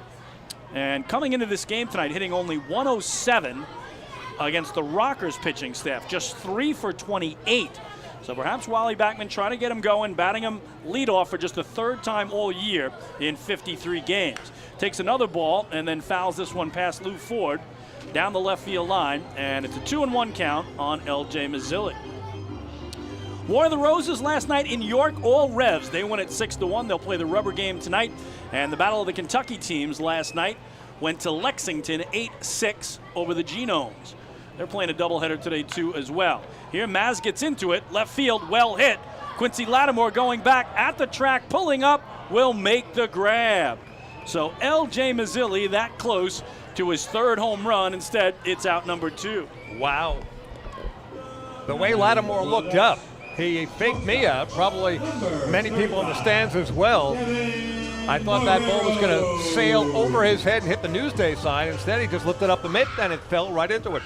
So, trying to retire the side in order for the first time is the young right-hander. Devin Marrero hoping he'll prevent that. He grounded out to second his first time through, and this time fouls it away back behind home. Again, Marrero was playing for the Ducks a week ago tonight in High Point, North Carolina, when John Hayes, the pitcher for the Rockers, hit him in the hand leading off the 8th inning, and he missed the whole weekend homestand here, the 3-gamer against Kentucky. Came off the DL Tuesday, and Wally Backman putting him back in the lineup tonight as he fouls it away. Major League Baseball last night, Yankees took the rubber game from the Rays in St. Pete. 5-4 was the final. They'll welcome in Houston to the Bronx as here a swing and a miss. And the first professional strikeout for Nick Evangelista sees the Ducks go in order. We go to the 4th on Long Island. It's still the Flock 1, the Rockers nothing. Hey fans, this is pitcher Akil Morris, and you're listening to Ducks Baseball on Long Island Ducks Broadcast Network. Sayville Ford, the no-fees dealer, has been family-owned and operated for 65 years. Visit their spacious showroom to choose from a giant inventory of new, pre-owned, and commercial vehicles with a free 10-year, 100,000-mile powertrain limited warranty included. Some exclusions apply. Plus, they offer top dollar for trades, and their service department is open until 1 a.m. on weekdays. Sayville Ford, Long Island's Ford giant, is conveniently located off exit 50 on Sunrise Highway, or visit SayvilleFord.com for more information. Morning, Dan. How was your weekend? Oh, it was awesome. I took my family to a Ducks game and had a blast. The seats were great. We ate a ton of food, and the Ducks won. They even had amazing fireworks. Oh, yeah, they got a good thing going on there. I took friends to Thirsty Thursday a couple weeks ago and had too much fun. They should totally use us in one of their radio spots. You mean like the one we're doing right now? Sure, that works. Ducks Baseball. Good times every time. Get tickets at liducks.com.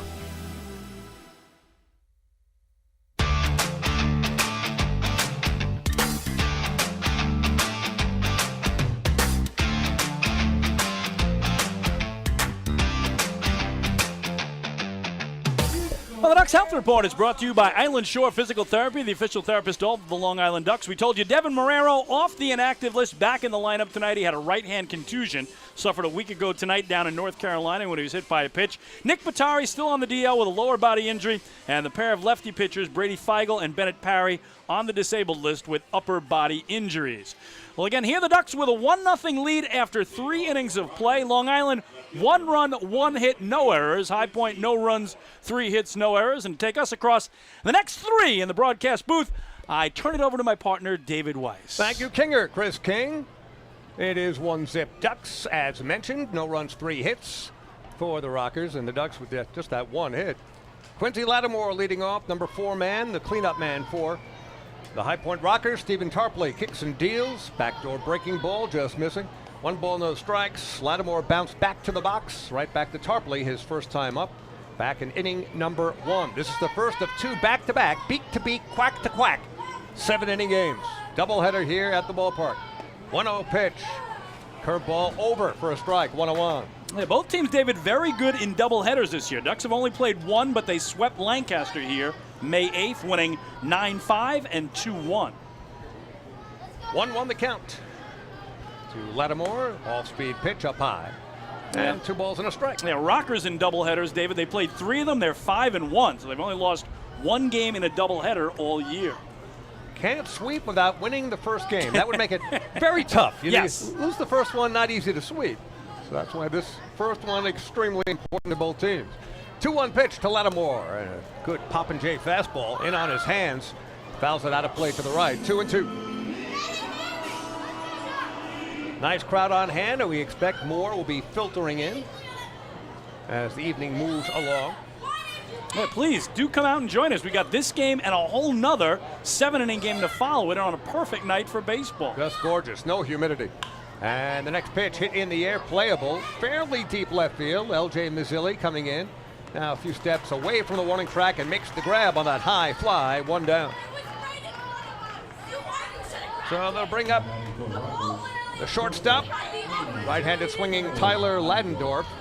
We mentioned on the way in that Stephen Tarpley facing a lineup of all right-handed hitters. 8 of the 9 natural right-handed hitters, and one of them, Michael Martinez, a switch hitter who's hitting from the right side. Something I'm sure Tarpley is quite accustomed to. There are more right-handed hitters than left, and more right-handed pitchers than left. There's a strike on the outside corner, 0-1 to Ladendorf, who bounced to second his first time up. Yeah, so Jamie Keefe has 4 lefties on the bench. Mulcahy, Downs, Morrison, and Gonzalez. I think we probably see them all in Game 2 against the Ducks righty. 0-1 pitch way outside, 1-1. You would think so. Yeah, Scott Harkin goes in Game 2.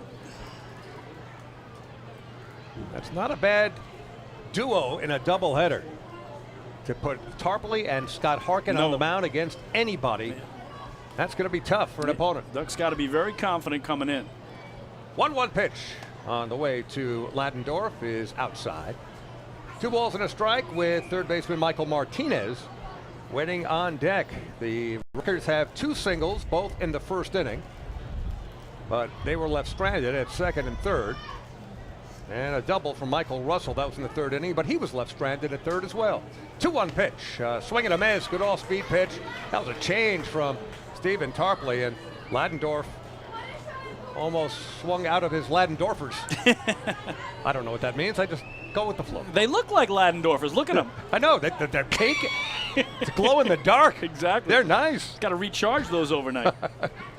2-2 pitch. Call strike 3 inside corner, and Ladendorf not happy. He's not even leaving home plate. He's talking to himself so that the home plate umpire, Mike Williams, can overhear him.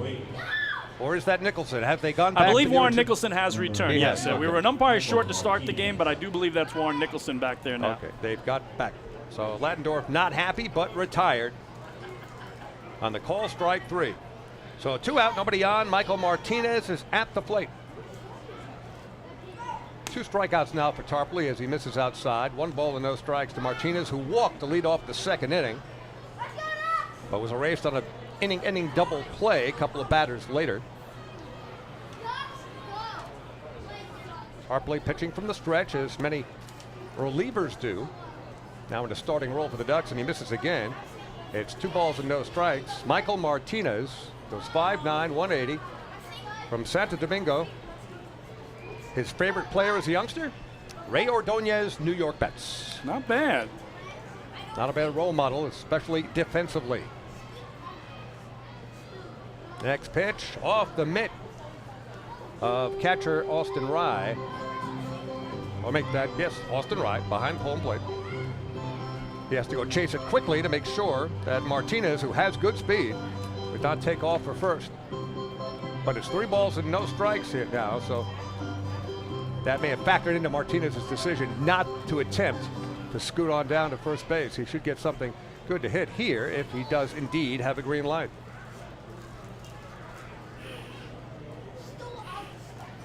Three and 0 with 2 out, nobody on. Pitch up high, a 4-pitch walk to Martinez. 2 walks now to Martinez. Tarpley has walked 2, and Martinez has both of them. He is aboard with 2 down. Designated hitter, number 1, Giovanni Alfonso, the DH, now stands in with 1 on, 2 out. Fonzie flew out to center his first time up. Ducks with a 1-0 lead in this doubleheader game 1, which means just 7 innings. To quote the late great Yogi Berra, in a 7-inning game, it gets late early. And a pitch to Fonzie is stroked center field, not too deep. De Aza calls everybody off. No problem as he puts it away for the final out. So in the inning, there was a walk, a man left, and nothing otherwise. At the end of 3.5, we go to the bottom of the 4th at Fairfield Properties Ballpark. Ducks still leading the Rockers 1-0.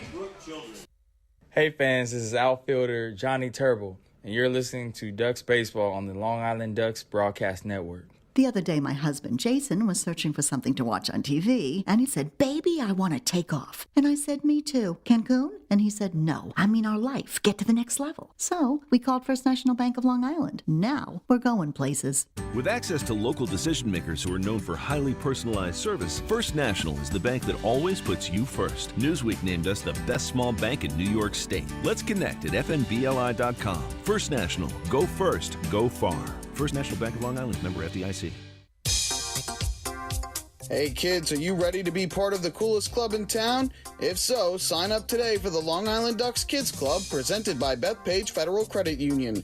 Children 14 and under will receive exclusive perks that only come with being a member, including a free ticket to a Ducks game, a free commemorative yearbook, 10% off at the Waddle Inn Shop, and much more. They'll also receive priority access to skip the line during Kids Run the Bases at all Sunday home games. Sign up today by visiting liducks.com or by calling 631-940-3825, and we'll see you at the ballpark.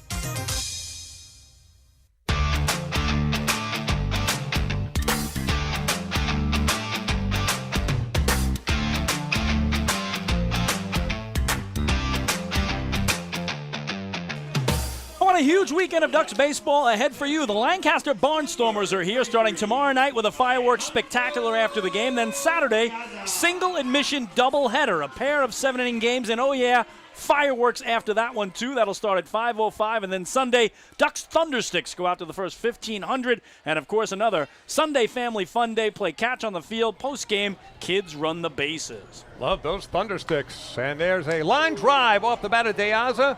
Swinging at the first pitch from Nick Evangelista right into the mid of Xander Wheel at first base, who hardly had to move, just a simple crouch, and he retires De Aza. So 1 up, 1 pitch, 1 down. Get your tickets at the Fairfield Properties Ballpark box office online, liducks.com. Over the phone, 631-940-TIXX. Again, fireworks tomorrow, fireworks Saturday, fun day Sunday. What a weekend. Weather is supposed to be really nice yes, as well. Yes, heating up over the weekend, right? Yep, a little warmer, but perfect baseball weather. First pitch to Sam Travis, in there for a strike. Sam flew out to right. His first time up, Ben Aklinski with a diving catch, a beauty. In right, a web gem. 0-1 pitch to Travis, downstairs and inside. 1 ball and 1 strike. Sam came into the game with 4 homers, 15 RBIs, and batting just below .280.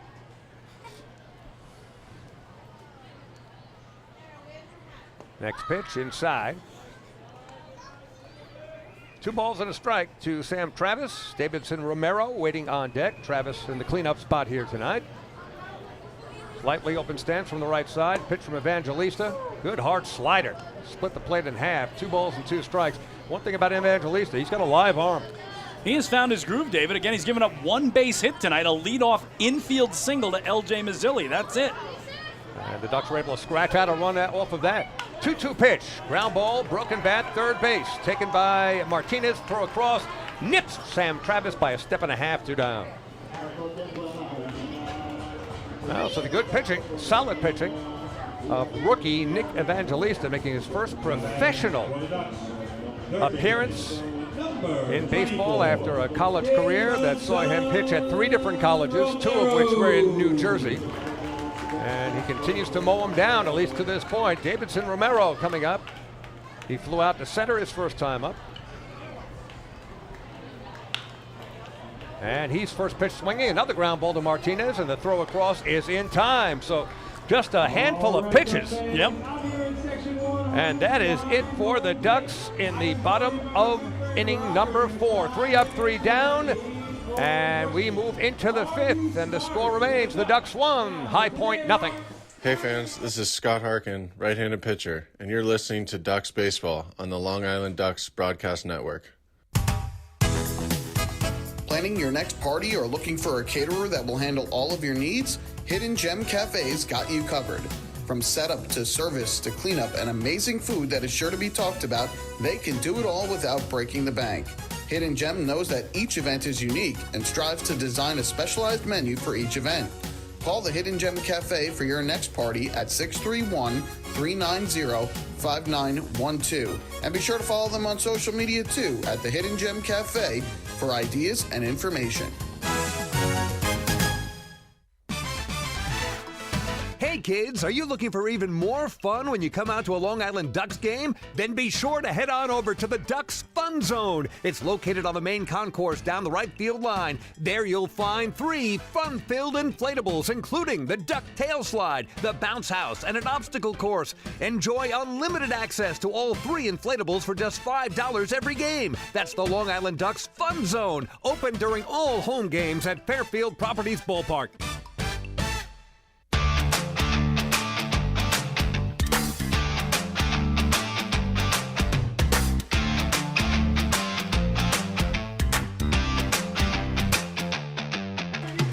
Well, Ducks with a 1-0 lead as we go to inning number 5, and that always means fifth inning trivia. Don't you love your fifth inning trivia? We give you the question in the top of the inning, the answer in the bottom of the frame. Let's go back to 2019, first year in the Atlantic League for the High Point Rockers. In their inaugural season, they make the playoffs, but the Ducks sweep them out. In the Liberty Division Championship Series, best of 5, Ducks win all 3, and that was it. But, David, for the Ducks, they have only had 3 series sweeps in the playoffs in franchise history. Only 3, and that includes best of 5 series or best of 3 series. So tell me the only 2 other playoff sweeps in Ducks history. One is very famous, one is not. I'll give you that little clue. So come up with the only other series sweeps in Ducks history besides the sweep of the Rockers in 2019 in the Liberty Division Championship Series. Excellent question. I've got one that's easy, but the other one very, very tough. Yes. Oh, gotta think of that. Mike Galino is at the plate and fouls out of play to the right side. The catcher for the Rockers is 0 for 1. I'll give everybody a big clue, too. If you listen to our broadcast religiously, you hear that sweep every time we come on the air. It's in our broadcast intro. So if you pay attention, the answer was in the intro. Wow. All right, that gives me something to work with. 0-2, swing and a miss to Galino.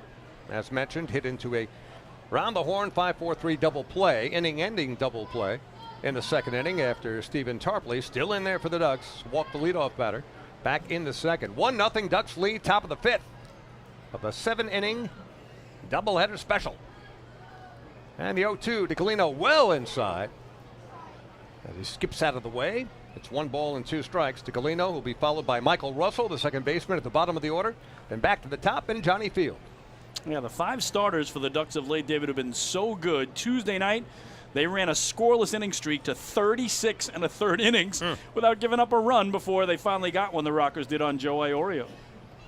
1-2 pitch on the way, and that is a curveball just down low. Certainly Austin Rye behind the plate and Stephen Tarpley on the mound thought that wasn't low. But the count even now at 2 balls and 2 strikes. Tarpley has given up no runs through 4 innings, has given up 3 hits.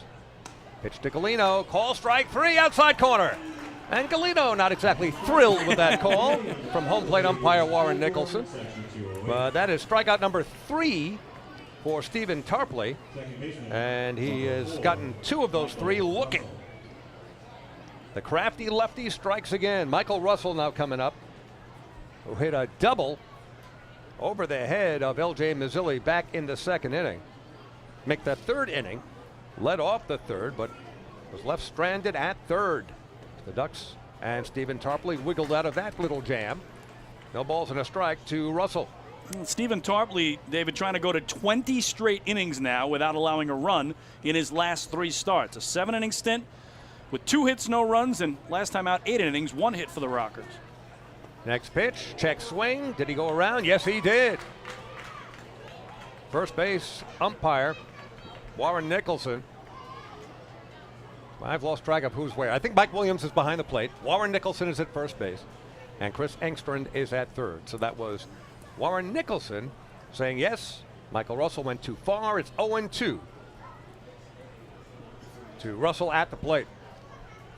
Tarpley comes set, and the pitch is a fastball, a little high and tight. 1-2 to Russell.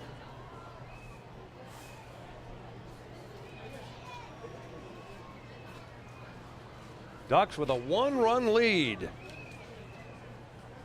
And remember, we are right here in the top of the 5th in a 7-inning game. Foul ball left side. Count remains 1-2 to Russell. When you think about it, David, if you're Wally Backman, if you get Tarpley through 5, obviously the way he's going, he'd stay out there a little longer, but you can almost look at it as after 5 innings, you're into your setup guy and you're into your closer, right? It's amazing how quickly the game can go when it's only 7 innings in length. The entire mindset and strategy changes so markedly when it's a 7-inning game, as the major leagues found out when they went to 7-inning doubleheaders. Back to 9 now, but I still love that ghost or free runner at second. 1-2 pitch, stroked left field and fairly deep. L.J. Mazzilli is going back in the corner, makes the catch on the run. Nice grab by L.J. Maz with a great first step, great jump on Michael Russell's line shot to the left field corner, 2 down. Yeah, off the bat, I thought it might be gone the way he hit it, or maybe even off the pole down there, but LJ covered a ton of ground and put it away at about the 3:15 mark, where the pole's at 3:25. So that brings up Johnny Field back to the top of the order. 2 down, nobody on.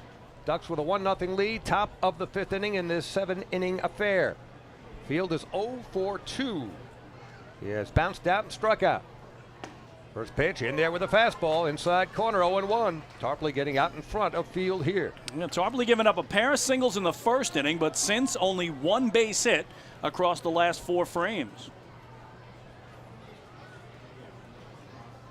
Tarpley coming set with Field, holding the bat across his right shoulder, and there's a ground ball toward the hole. That's a base hit.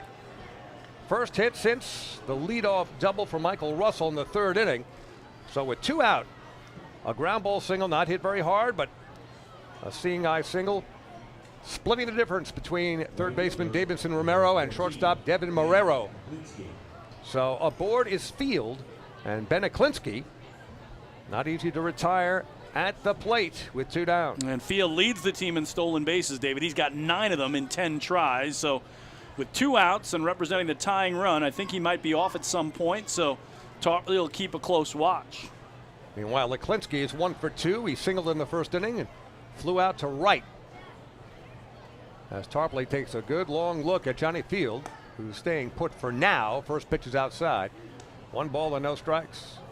The other thing about these 7-inning games, David, we've talked about it a lot in the past, but for the many Ducks who have streaks, you may only get 2 at-bats in a game if the home team's winning especially. Good point. Your team's ahead, home team. That's just 6 innings worth. Ooh! And a throw over, not in time, but very close. He had him leaning, David. He had him leaning the wrong way. Yeah, you heard the explanation from Chris King, and that's what Chris was referring to. Yep. And it was close. As Stephen Tarpley with a very good move to first base. And as the Kinger mentioned, Field was leaning. But gets back, diving. His lead just about to the cutout. 1-0 pitch on the way, and there's a good curveball in for a strike. 1 ball, 1 strike to Field. I'll make that Leklinski, rather.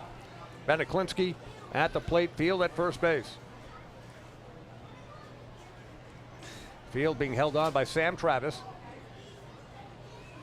Infield and outfield playing Leklinski more or less straight away. Next pitch, off-speed pitch, hit infield. Vladimir Frias is coming in, being called off by first baseman Sam Travis, who makes the catch. And despite that single with 2 outs, no damage done, no runs, a hit, a man left. At the end of 4.5, we go to the bottom of the 5th at Fairfield Properties Ballpark, and the score remains the Ducks 1, the Rockers nothing. Hey fans, this is first baseman Sam Travis, and you are listening to Ducks Baseball on the Long Island Ducks Broadcast Network. Millennium Container Service is fulfilling the needs of businesses and homes across Long Island.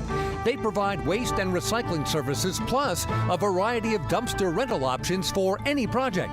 Millennium Container Service offers convenient, on-time deliveries and pickups, as well as daily, weekly, and monthly commercial service. Need a quote? Call 516-826-5544 or visit millenniumcontainer.com. Millennium Container Service. Keep your home and business clean. Want an awesome birthday without all the hassle? Book your Kona Ice birthday party with the Ducks today. 2 brand new packages are now available, including our exclusive game room suite. Along with enjoying an exciting Ducks game, your birthday child and his or her friends will have a blast playing video games on Nintendo Switch, Xbox, and PlayStation 4 in their very own private luxury suite. Plus, they'll be treated to food, beverages, snacks, and much more. Kona Ice birthday parties with the Long Island Ducks, the party of a lifetime.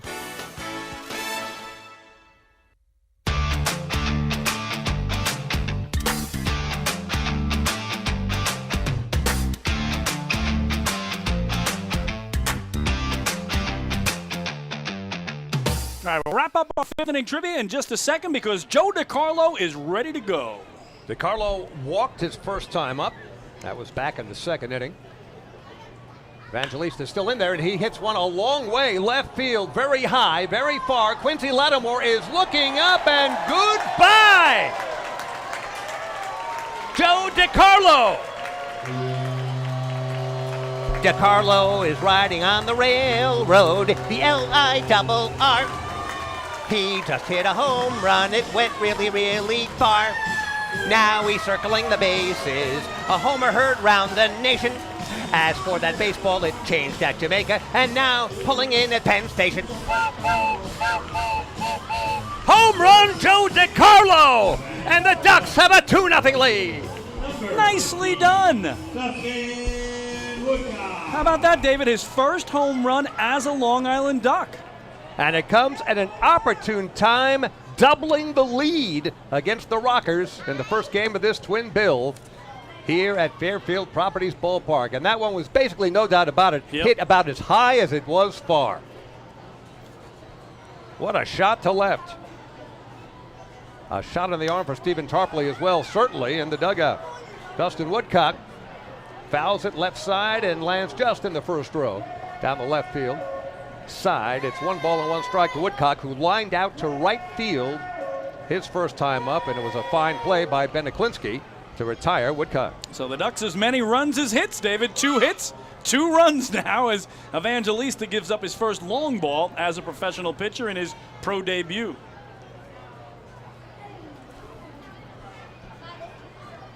Evangelista, the pitch to Woodcock, and he hits it playable. Infield flies, and a wheel is wheeling under it and makes the catch for the first out here in the bottom of the 5th inning. So Joe DiCarlo leading off with a home run, and the Ducks taking a 1-0 lead and making it a 2-0 lead. We might mention that is the 15th home run of the season for the Long Island Ducks here at Fairfield Properties Ballpark. So that's another $100 donated by the Island Federal Credit Union folks for home runs for hunger. We thank them so much. And Joe DiCarlo getting all of that one. Vladimir Frias now at the plate. Batting from the left side against the righty Evangelista, and he fouls it out of play to the left. Frias flew out to center his first time up. All right, 5th inning trivia. We told you that these Rockers in their very first season in the league back in 2019 made the playoffs, but the Ducks swept them away. They won all 3 in a best-of-5 Liberty Division Championship Series, but that was only the 3rd sweep of a playoff series in franchise history for the Long Island Ducks. Name the other 2 playoff sweeps in Ducks history. David, I'll throw it out there for you. And there's a line drive, and over the head and off the glove of shortstop Tyler Ladendorf. And Vladimir Frias, with his speed, is aboard. Might have broken his bat on that, but a little humpback liner. Tyler Ladendorf, it was almost hit in slow motion. Ladendorf actually had time to time his jump, but couldn't get quite high enough, so Frias is aboard. All right, the first sweep was against the Camden River Sharks in 2004. Very famous one. That was the championship for the Ducks, in the ALCS, so their first title will never be forgotten. I don't think this is right because they had such a great rivalry, and I don't think there was a sweep involved where the Ducks won 2 or 3 in a row, but I'm guessing Somerset Patriots. Not Somerset. Right first letter, though. Southern Maryland. Southern Maryland is it. 2013 Southern Maryland Liberty Division Championship Series. Ducks swept them, winning in 3 in a best-of-5. So again, Camden in 04 to win the title, the Blue Crabs in 13, and the Rockers in 19, the only 3 sweeps in franchise history. Austin Rye at the plate. It's 0-1 with a man on first and 1 down. That's a strike. Rye now goes into an 0-2 hole. You can take a look. I wrote Camden 2004. I wrote Southern Maryland. You can see I crossed it out. You did. I crossed it out. I'll never cross out your first thought, David. You got to go with your first instinct. It's true. I knew it was Southern Maryland. Yeah. They've played Southern Maryland so many times now in the play. That's right. Know each other very well. Next pitch is a ground ball toward the middle, and that is snared by shortstop Taylor Ladendorf, and over to Michael Russell for the force play. What a play by Ladendorf. That thing looked like it was already through to center field.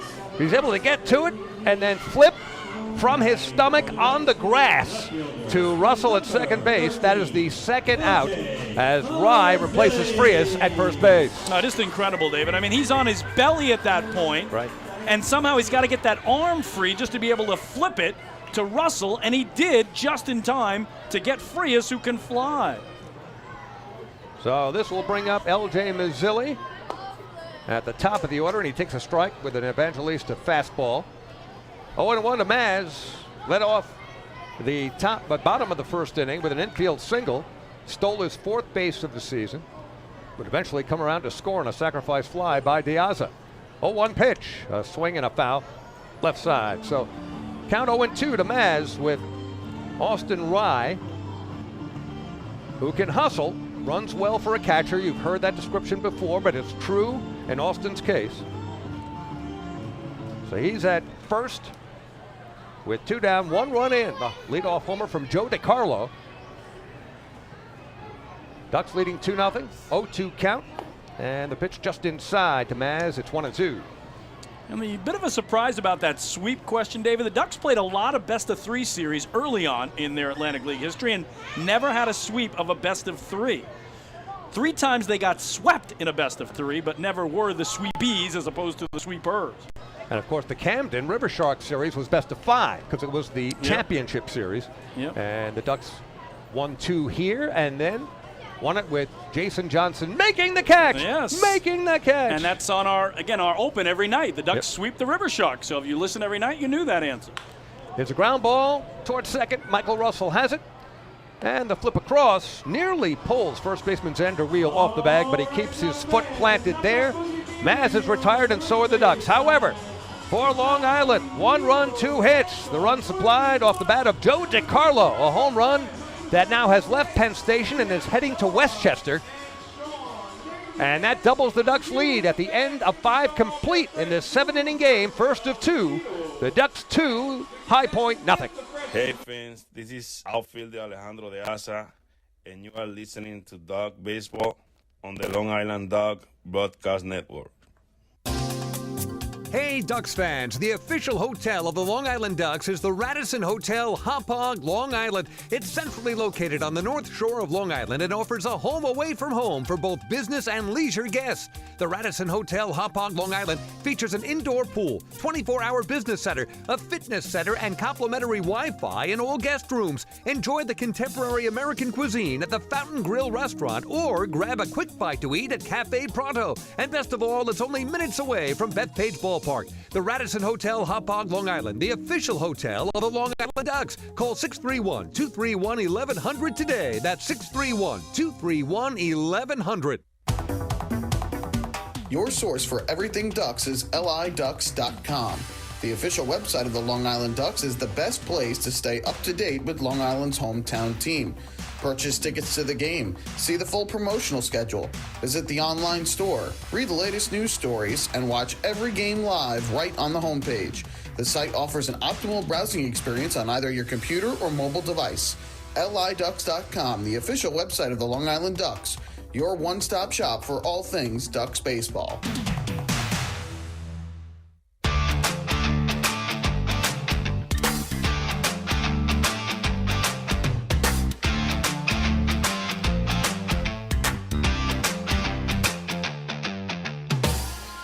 Well, fans, don't forget to stop by the Waddle Inn Shop on your next visit to the Duck Pond, where exclusive, hard-to-find Ducks memorabilia is now on sale. All proceeds benefit the Cracker Jack Foundation, the charitable arm of the Long Island Ducks. Well, Wally Backman has gone to a new arm. It is right-hander Nick Goody. The 30-year-old is from Orlando, Florida. First year with the Ducks, first year in the Atlantic League, 11th year of pro ball.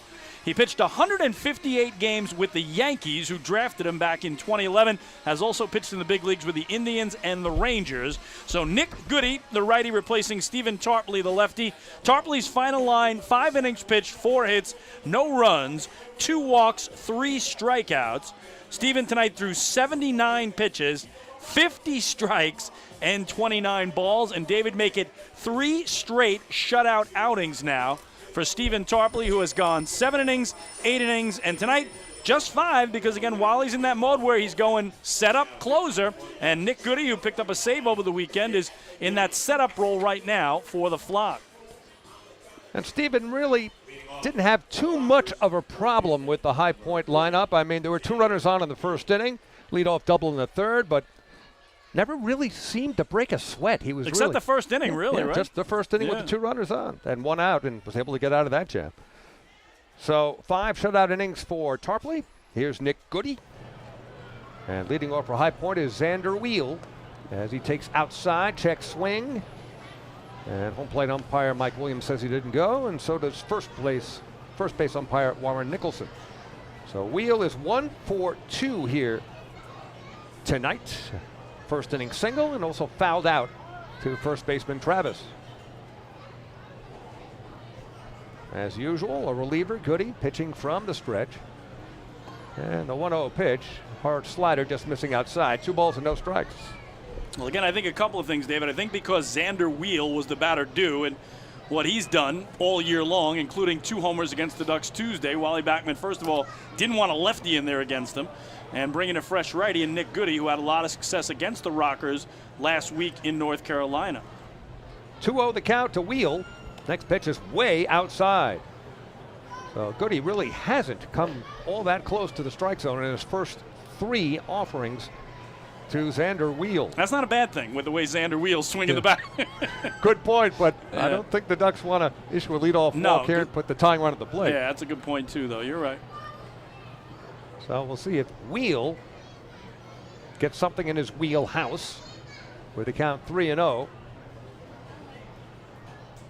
And Goody comes right down the middle, splitting Carlton Avenue for a strike. It's 3 balls and a strike. Quincy Lattimore, cleanup man, waiting on deck, and then Tyler Ladendorf scheduled to hit against Nick Goody. Again, a lineup put out there for High Point with all right-handed hitters except for 1 switch hitter. 3-1 pitch, a swing and a miss. Good cut by Wheel, but a better fastball from Goody.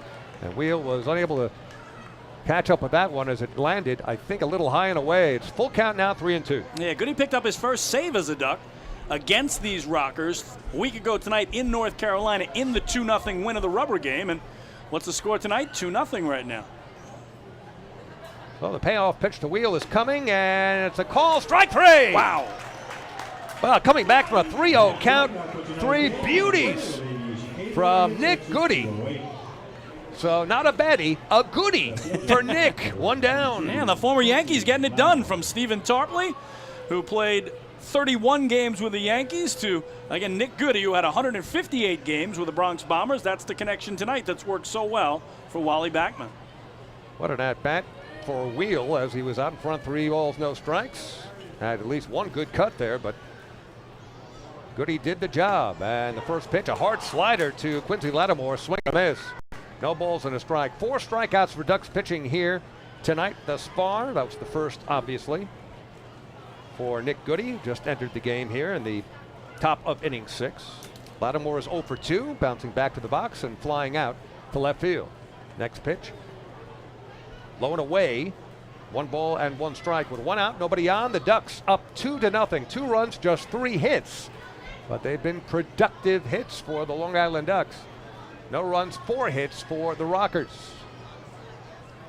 For Nick Goody, who just recently joined the Ducks, 0-1 record, 3.60 ERA, 5 innings worked, 6 hits allowed, 1 walk, 8 strikeouts, make it 9 now with the K of Wheel. 1-1 the count to Lattimore. Goody deliberate on the mound. The next pitch finds the strike zone right over the middle. Good fastball, 1-2.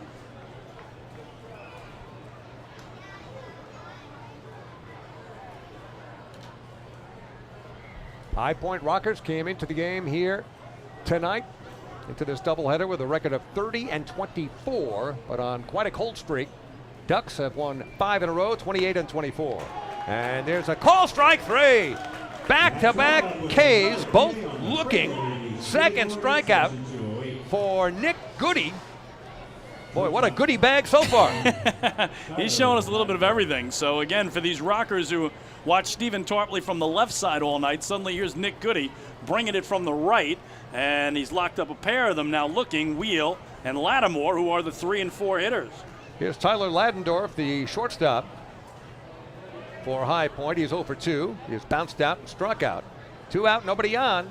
And the pitch from Goody right down the middle for a strike. 0-1, gets out in front of Ladendorf, who does have 1 fantastic play to his credit, snaring a ground ball up the middle in a force play. that retired Austin Rye back in the bottom of the 5th. A web gem from Ladendorf as he fouls one straight back, just barely getting a piece. So Nick Goody out in front, no balls and 2 strikes. Goody threw 3 balls nowhere near the plate to the first batter he faced, Xander Wheel, came back to strike him out looking. Quincy Lattimore made quick work of him, striking him out looking. And now it's 0-2 to Tyler Ladendorf. Yeah, Goody's fastball, David, right now resting somewhere between 91 and 92 miles an hour. And it looks it. He's got that good hard slider as well. 0-2 the count. And the pitch. There's the curve. A swing and a miss. Good morning, good afternoon, and good night. 6 strikeouts total for Ducks pitching. 3 in a row for Nick Goody. And the Ducks just retired the High Point Rockers 1-2-3, making this another PSEG Long Island energy efficient inning. With energy efficiency programs from PSEG Long Island, saving on your electric bill is also as easy as 1, 2, 3. Visit PSEGLINY.com/efficiency. Just one more way. PSEG Long Island is making things work for you. Hey fans, this is Tyler Webb, left-handed pitcher, and you're listening to Ducks Baseball on the Long Island Ducks Broadcast Network. PSEG Long Island wants you to know how to save energy and money in your home. Did you know energy-efficient appliances can use up to 25% less energy? Here's how to save. PSEG Long Island offers money-saving rebates when you purchase Energy Star appliances. Discover how a little energy efficiency know-how can mean savings in your home. Find more energy efficiency tips, tools, and money-saving rebates at PSEGLINY.com/save money. Want an awesome birthday without all the hassle? Book your Kona Ice birthday party with the Ducks today. 2 brand new packages are now available, including our exclusive game room suite. Along with enjoying an exciting Ducks game, your birthday child and his or her friends will have a blast playing video games on Nintendo Switch, Xbox, and PlayStation 4 in their very own private luxury suite. Plus, they'll be treated to food, beverages, snacks, and much more. Kona Ice birthday parties with the Long Island Ducks, the party of a lifetime.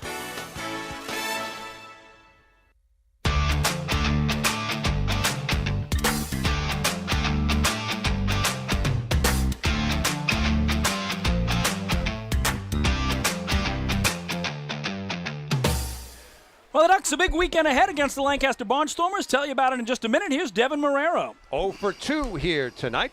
Bounced to second. Also struck out. First pitch from Nick Evangelista. Straight from college here to the High Point Rockers, his first professional start. And he's still in there here in the bottom of the 6th. Next pitch is a little low. 2 balls and no strikes to Marrero. Devin digs in, righty-righty matchup here. And the pitch from Evangelista gets the inside corner. It's 2-1. So Barnstormers here tomorrow, fireworks, Saturday doubleheader fireworks, Sunday thundersticks. Always fun to the first 1,500, and another Sunday family fun day. 2-1 pitch on the way, a swing and a miss. Good fastball, Marrero just a little behind. That might have been a very hard slider, but excellent pitch by Evangelista. 2 balls, 2 strikes, and if Nick has family and friends here in the stands, he has done a very solid job against the Long Island Ducks here in his first professional start. Very efficient, too, David. 58 pitches into the 6th inning. And that one is lifted foul out of play, right side, over the head of Crackerjack, who is on the Long Island Ducks dugout, drumming up some enthusiasm, as always. Yeah, anytime you can average something near 10 to 12 pitches an inning, you're going to be in there for a while. And again, this pitching staff has just been decimated by injuries and departures and just you name it. Jamie Keefe has had to deal with it. Oh, Marrero gets hit. That was a breaking ball that did not break. Marrero is still down, now getting up slowly. That one surprised him. I'm not sure where it hit him. And he's got to be saying, David, are you kidding me? Because it was a week ago tonight in High Point that John Hayes hit him on the hand, and he had a contusion on his right hand that cost him the whole weekend series here against Kentucky. I'm not sure if it was elbow, forearm, not really sure, but Marrero is not going to rub.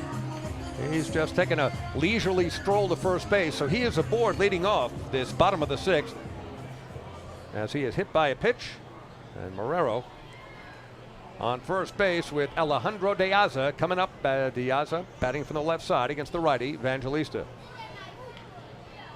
Alejandro hit a sac fly for an RBI, driving in the Ducks' first run back in the first inning. Also lined out to first base, and he takes a strike on a check swing. It was in there, no balls and a strike. We'll check the out-of-town scoreboard for you. Doubleheader in Kentucky, battle of the Kentucky teams. First game is done, Lexington. The Legends over the Genomes, 5-3. 0-1 the count to De Aza, with Marrero taking his lead. Next pitch wide, 1-1. In Gastonia, North Carolina, the Dirty Birds and the Honey Hunters tied at 1, top of the fourth there. Rubber game. Marrero takes his lead and now decides to Evangelista with a pickoff attempt. Just a little calling card toss to first base as Marrero gets back.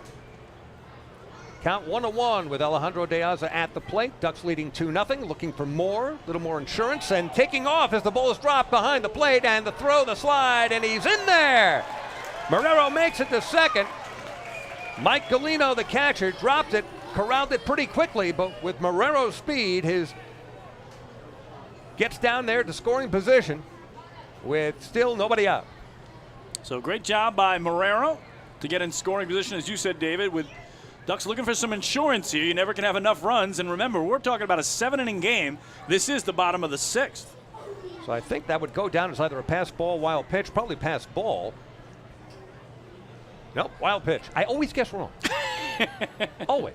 That's because Marrero was not running, so it doesn't go down as a steal. Only took off after the ball came loose at home plate. It's now 3 balls and a strike to De Aza, so he should get something good to hit here. And the Ducks in position to add to that 2-0 lead. Marrero leading off second base. De Aza at the plate.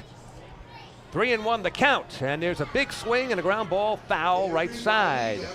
And the count 3 balls, 2 strikes to Alejandro. Staten Island trying to sweep the best team in the Atlantic League. Southern Maryland tonight at home, but they drew trail the Blue Crabs 4-2 in the bottom of the 3rd. Ferry Hawks trying to tie their season high with a 4th consecutive win overall. So again, when that series started, David, Southern Maryland had won 8 in a row, and the Ferry Hawks beat them the last 2 games. Here's a ground ball to the right side. A productive out as Michael Russell, the second baseman, takes it, flips across to Wheel at first. And that's the first out here in the bottom of the 6th, but crossing over to third on that ground out is Devin Marrero, so he's at third now with just 1 down, and Sam Travis coming up. Now, rubber game tonight in York in the War of the Roses, as the Barnstormers and Revs try to decide who's going to win this version of it, scoreless in the bottom of the 1st. And here comes Jamie Keefe, the skipper of the Rockers. That might be it for the youngster Nick Evangelista here, as he takes the slow walk out, meeting on the mound. As you said, David, what a great first professional outing. Right now, 2 runs against on 3 hits. Of course, he's responsible for Marrero at third, and Jamie is going to take the baseball from the young man. Actually, I think he's going to, thought he wanted to take the ball back for a second, maybe keep that ball from his first start, but they may get it to him anyway. And terrific job from the New Jersey native. We'll be back in just a moment with the reliever for the High Point Rockers as the bottom of the 6th continues as the Ducks lead the Rockers 2-0. Hey fans, this is manager Wally Backman, and you're listening to Ducks Baseball on the Long Island Ducks Broadcast Network.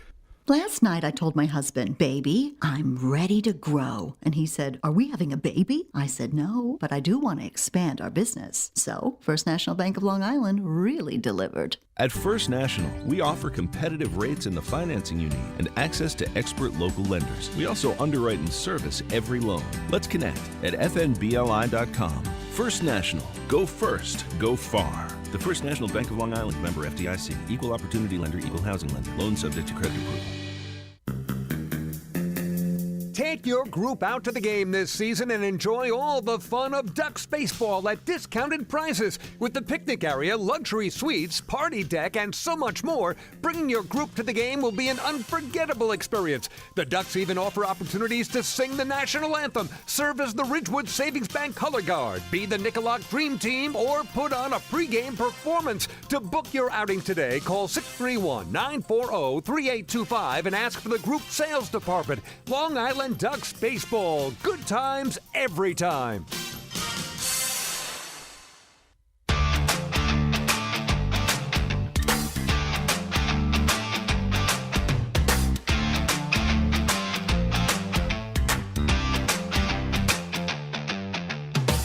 Well, the new pitcher for the High Point Rockers, the 6'9", yes, that's right, 6'9", 295-pound left-hander, Adam Choplik, who makes his second appearance of this series. He also pitched here on Tuesday night, but he replaces Nick Evangelista, who had a terrific first professional game as a pitcher, again coming straight out of college and getting some action tonight. We'll give you his final line in just a moment here. Obviously, he's still responsible for Devin Marrero at third, but he did a magnificent job. 5 1/3 of 3-hit, 2-run ball.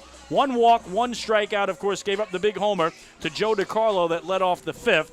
And he finished unofficially at 67 pitches, 46 strikes, 21 balls. So the key question here, and I guess I'm going to get this out of the way as we resume the 6th inning. Sam Travis is coming up. Sammy, of course, one of the most clutch hitters the Ducks have had in this 2022 season. Got a runner on third, only 1 out against Adam Choplik. So would Sam be licking his chop? Oh, you just couldn't resist, could you? I couldn't. I'm sorry. That was painful even for me. And that's saying a lot. I entertain myself. That's what it's all about. Sam Travis flew out to right. Fine play by Ben Aklinski. Back in the first inning, he's also bounced out. He's 0 for 2, and he takes a strike on the inside corner. Can you imagine 6'9", 295 pounds coming at you? Wow. And he looks every bit of that 6'9". He did not see Travis on Tuesday night as the Rockers bring the infield in. 0 on the count. Runner on third, just 1 out. There's a ground ball, left side, and through! Michael Martinez unable to come up with that hot shot, and there goes Sam Travis digging for 2, and he makes it. RBI for Sam Travis. That one will go down as a double. Well earned as he hit a hot smash to third. Michael Martinez unable to come up with it. The Ducks lead 3-0. Now, it just ate him up because it was so hard hit by Travis. And what a job by Sam, the cleanup hitter, of picking up yet another run batted in. His team leading 48th of the year. He's also 4th in the league now in RBIs.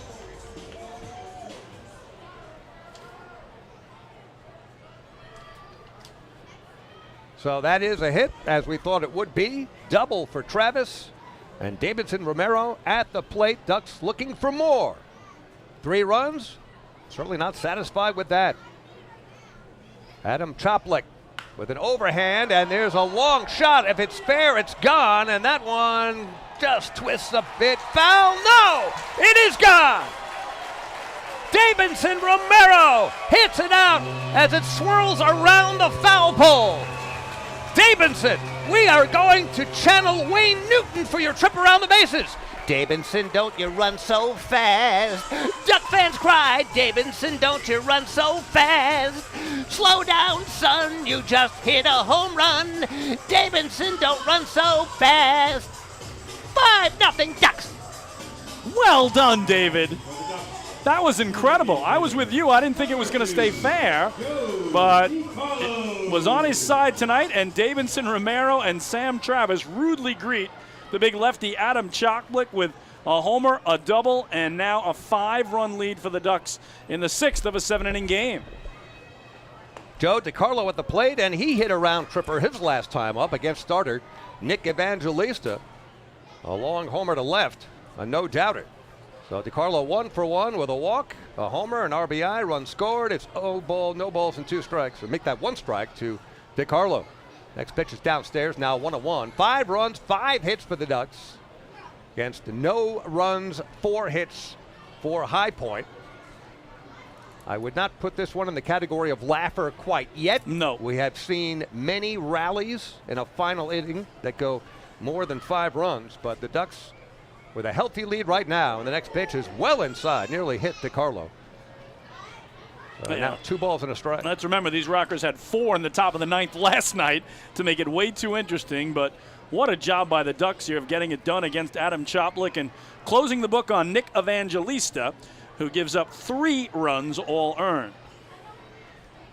Choplik coming set, and the 2-1 on the way, and there's a broken bat and snared on a jumping catch, Michael Martinez. We've seen a few of those here tonight, almost in slow-mo, as DiCarlo broke his bat. Little humpback liner And it gave time for Martinez to time his jump and did it beautifully, 2 down. Well, David, we talk about how hard it is to keep streaks alive in a 7-inning game. It looks like the Ducks may only bat in 6 of those 7 innings if they continue to lead. And for Davidson Romero with that homer, extends his hitting streak to 9 games, his RBI streak to 6 games. Remember, in this inning, he had a hit by pitch. Sam Travis with an RBI double and Davidson Romero with a 2-run homer. And a fastball from Choplick misses outside to Dustin Woodcock, who lined out to right. One of many fine plays by Beneklinski out there, and has also popped up to first. 0 for 2. 1-0 pitch on the way is inside. An interesting decision now for Wally Backman, David. It no longer is a save situation. Certainly with this lineup that's stacked with righties, you would think he would go with his righty, Sandy Baez, as opposed to his lefty, Tyler Webb, tonight. But now do you even bring in Sandy with the game 5 runs apart? We'll see what he does as Woodcock slams it to center field. Well hit. Going back and making the catch is Johnny Field.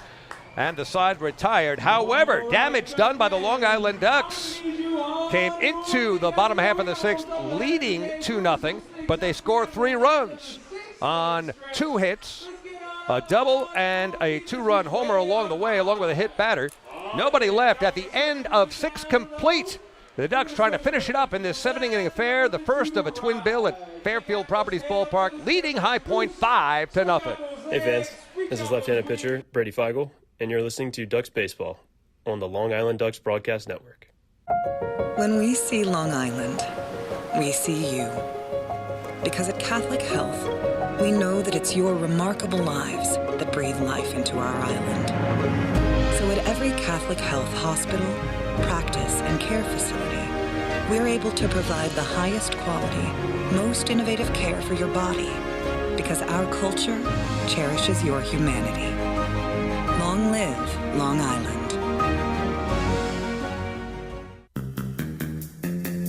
Take your group out to the game this season and enjoy all the fun of Ducks baseball at discounted prices with the picnic area, luxury suites, party deck, and so much more. Bringing your group to the game will be an unforgettable experience. The Ducks even offer opportunities to sing the national anthem, serve as the Ridgewood Savings Bank color guard, be the Nicolak Dream Team, or put on a pregame performance. To book your outing today, call 631-940-3825 and ask for the group sales department. Long Island Ducks baseball. Good times every time.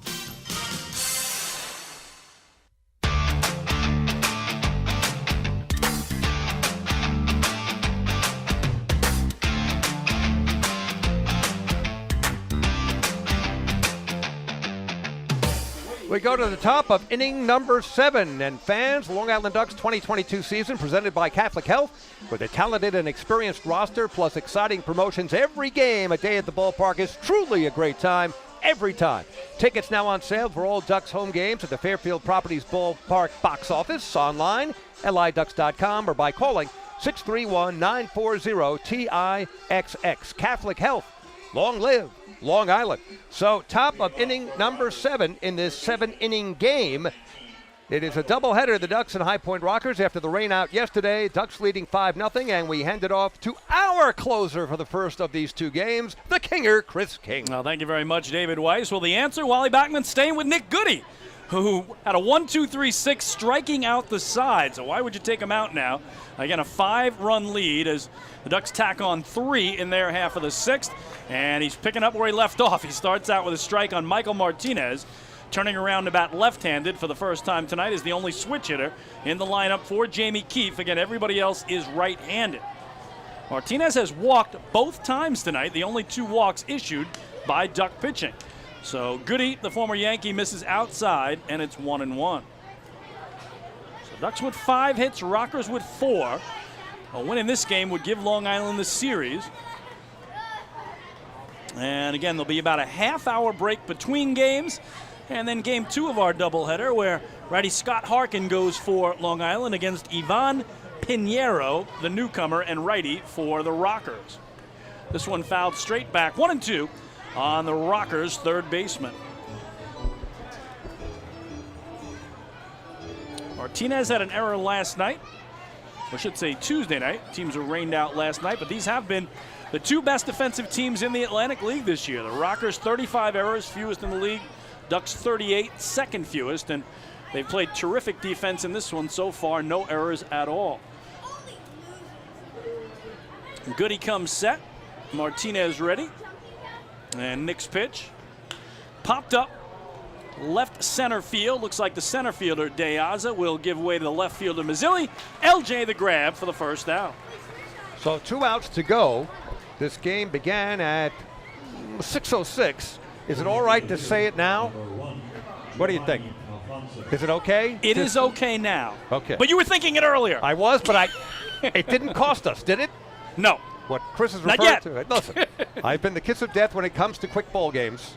They suddenly slow down to a crawl, but this game has zipped right along. It is zipping right along. It has a chance to be sub 2 hours, which, again, is unheard of. It is a 7-inning game, but even sub 2 hours for 7 innings is good. Will Nick Goody get us there, David? We got a couple of minutes. We got about 9 or 10 minutes for him to wrap this thing up. We'll see how it goes. Good start on Fonzie as he drops in strike one of the former Duck, who has twice flied out to center tonight. And just missing is Nick there, 1-1. Again, Fonzie now 2 for 23 in the season series against his old club. Yeah, he's hitting well against just about everybody else. Exactly. Having a terrific year against every other team in the Atlantic League except the Flock.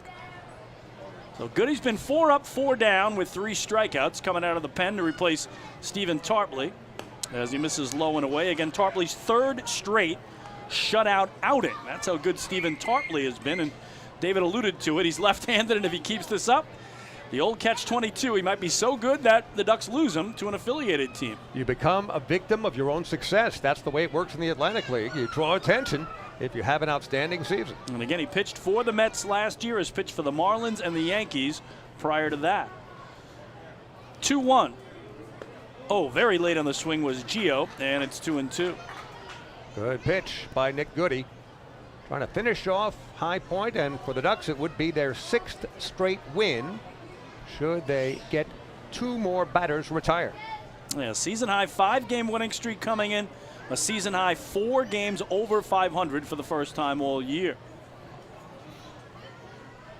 2-2, low and away, in the count full. Today's attendance, 4,672, as the Ducks continue to lead the Atlantic League in average attendance. The only team averaging over 4,000 fans per game. And I'm sure, David, with fireworks tomorrow, fireworks Saturday, Sunday Family Fun Day, those numbers are just going to go up, up, up as the weather, as you called it, been beautiful this weekend, expected to be spectacular. And this is a big factor, too, kids out of school. That's right. So suddenly, you know what, you don't worry about getting them home a little late because there's no school tomorrow and no school till September. Here, Fonzie fouls it back, and he's battling Nick Goody here to try to get on board with his team trailing by 5 in their last ups. I remember in 6th grade, coming out of Olden Terrace Elementary School, final day of that class with a teacher that nobody liked. My parents got me what I wanted for my birthday, which was a tape recorder. I interviewed all the students in my class about how much we hated that teacher, and then she wanted me to play it in front of everybody before the class ended. Here's a ground ball to third. Diving stop by Davidson Romero from his knees. Gets it across, but no chance to get Alfonso, who has an infield single. What a play by Davidson at the hot corner. Good play just to knock it down, and that prevented a double down the line to get Fonzie in scoring position. So did you play it? Well, I was sweating profusely, even though it was the last day of school, my last day in that building with this teacher I did not like. Nobody liked her. And I rewound it, fortunately, to a part. Are we talking reel to reel at this point? Not quite. No. Cassette tapes. Cassette. Okay, all right. I rewound it to a point where it was just ambient noise. It was just the noise of the classroom. So smart young man in your youth. Yeah, I just got lucky because it could easily have been something else. Yes. Here's Mike Galino and a slider strike from Nick Goody. And I'm telling you, that is a true story. Wow, that is unbelievable. I'm like you, though. My favorite toy growing up was a tape recorder. Absolutely. So I guess we both knew early on that we wanted to have something to do with, speaking into a microphone, right? Yep. I had the old reel-to-reels before I had the cassettes. Wow. The 0-1 is well hit to left. Mazzilli running over toward the line, and he won't get there. It drops in. It's a fair ball. Fonzie will go for third. Digging for second is Galino. And the Rockers not going quietly here as they have second and third and one out for their 9-hitter, Michael Russell. I apologize. Yep, I knew it. It's all on you, David. Yep. I said a couple of moments ago the game was zipping right along. And this is all my doing. Wow. Well, we'll see if Nick Goody can get back on track after retiring the first 4 batters he faced entering the game. 3 of those via the strikeout. Gave up the infield single to Gio, the double now to Galino. And here's Michael Russell, the 9-man, who has doubled himself to left field back in the third and flied to left. Jumping up and down and bouncing around off second base is Mike Galino. Again, it's 5-0 Ducks in the top of the 7th of a 7-inning game. Nasty slider down and away. Russell wouldn't chase. It's ball 1. Last thing that Wally Backman wants to have to do is bring anybody else in. Yep. You want to be able to have that full arsenal for the second game of the doubleheader if you can help it, with a 5-run lead going into the final scheduled inning. And again, I will remind folks, last night the Ducks had a 9-3 lead going into the 9th and gave up 4 runs in the top of the 9th. And the Rockers got the tying run of the on-deck circle. That's as close as they got. They're still a ways from doing that. Here, they need to at least get Russell aboard to have reached that point. Missing away here is Goody. It's 2-0. Well, I'll tell you, Michael Russell works his way on somehow, let's say with a free pass. That would put the tying run in the on-deck circle. Yeah, I think Wally Backman would have to go to his right-hander, Sandy Baez, to try to come in. And obviously, if the on-deck circle has the tying run, it becomes a save situation. So here's the 2-0. Thought about it, laid off it, and there's strike 1. So I mentioned these Rockers, David, seeing Goody twice last week down in North Carolina, both Tuesday and Thursday, but Thursday he did close him out for his first save of the season. So Wally electing to go with Tarpley in that game for 8 innings of 1-hit shutout ball, and then Goody's first save attempt of the year. 2-1 misses away, though, and he's now a ball away from loading up the bases. Well, you know, when it starts to enter that space between your ears and you're starting to aim the ball, that's when you get into a little bit of trouble. Goody would love to get the pitcher's best friend here, that inning-ending double play. It'll be tough with second and third, though. That's the problem. Oh, that's a good point. Yeah, I don't know. You got to line out. Hey, line out. Line drive. There you go. Big 3-1 pitch coming.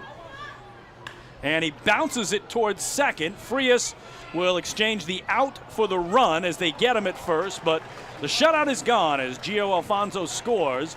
RBI ground out from Michael Russell. Ducks exchange the out for the run, and the Rockers are down to their final out. It's a 5-1 game, though. That was a very big hop to Frias, who took it near the outfield grass. Had to get rid of it quickly and just nipped the speedy Michael Russell by a hair at first base, but an important second out. And for now, Goody will remain in the game with a runner on third now, but 2 down, 1 out away from the Ducks' 6th straight win. So the Ducks, who recently put together 3 straight shutout wins and nearly a 4th. Sunday's game went to the 9th inning as a shutout before former Duck hit a homer, Chris Shaw, for Kentucky. It would have been 4 straight shutouts. They won't get a shutout tonight, but they're still hoping for the win. And as David told you, Johnny Field, the last hope at the top of the order, 1 for 3 tonight with a single his last time up. So now the man at third is Galino with 2 outs. Swing and a miss very late there is the center fielder, 0-1. Field was trying to hit a grand slam with 1 man on. That's how hard that swing was.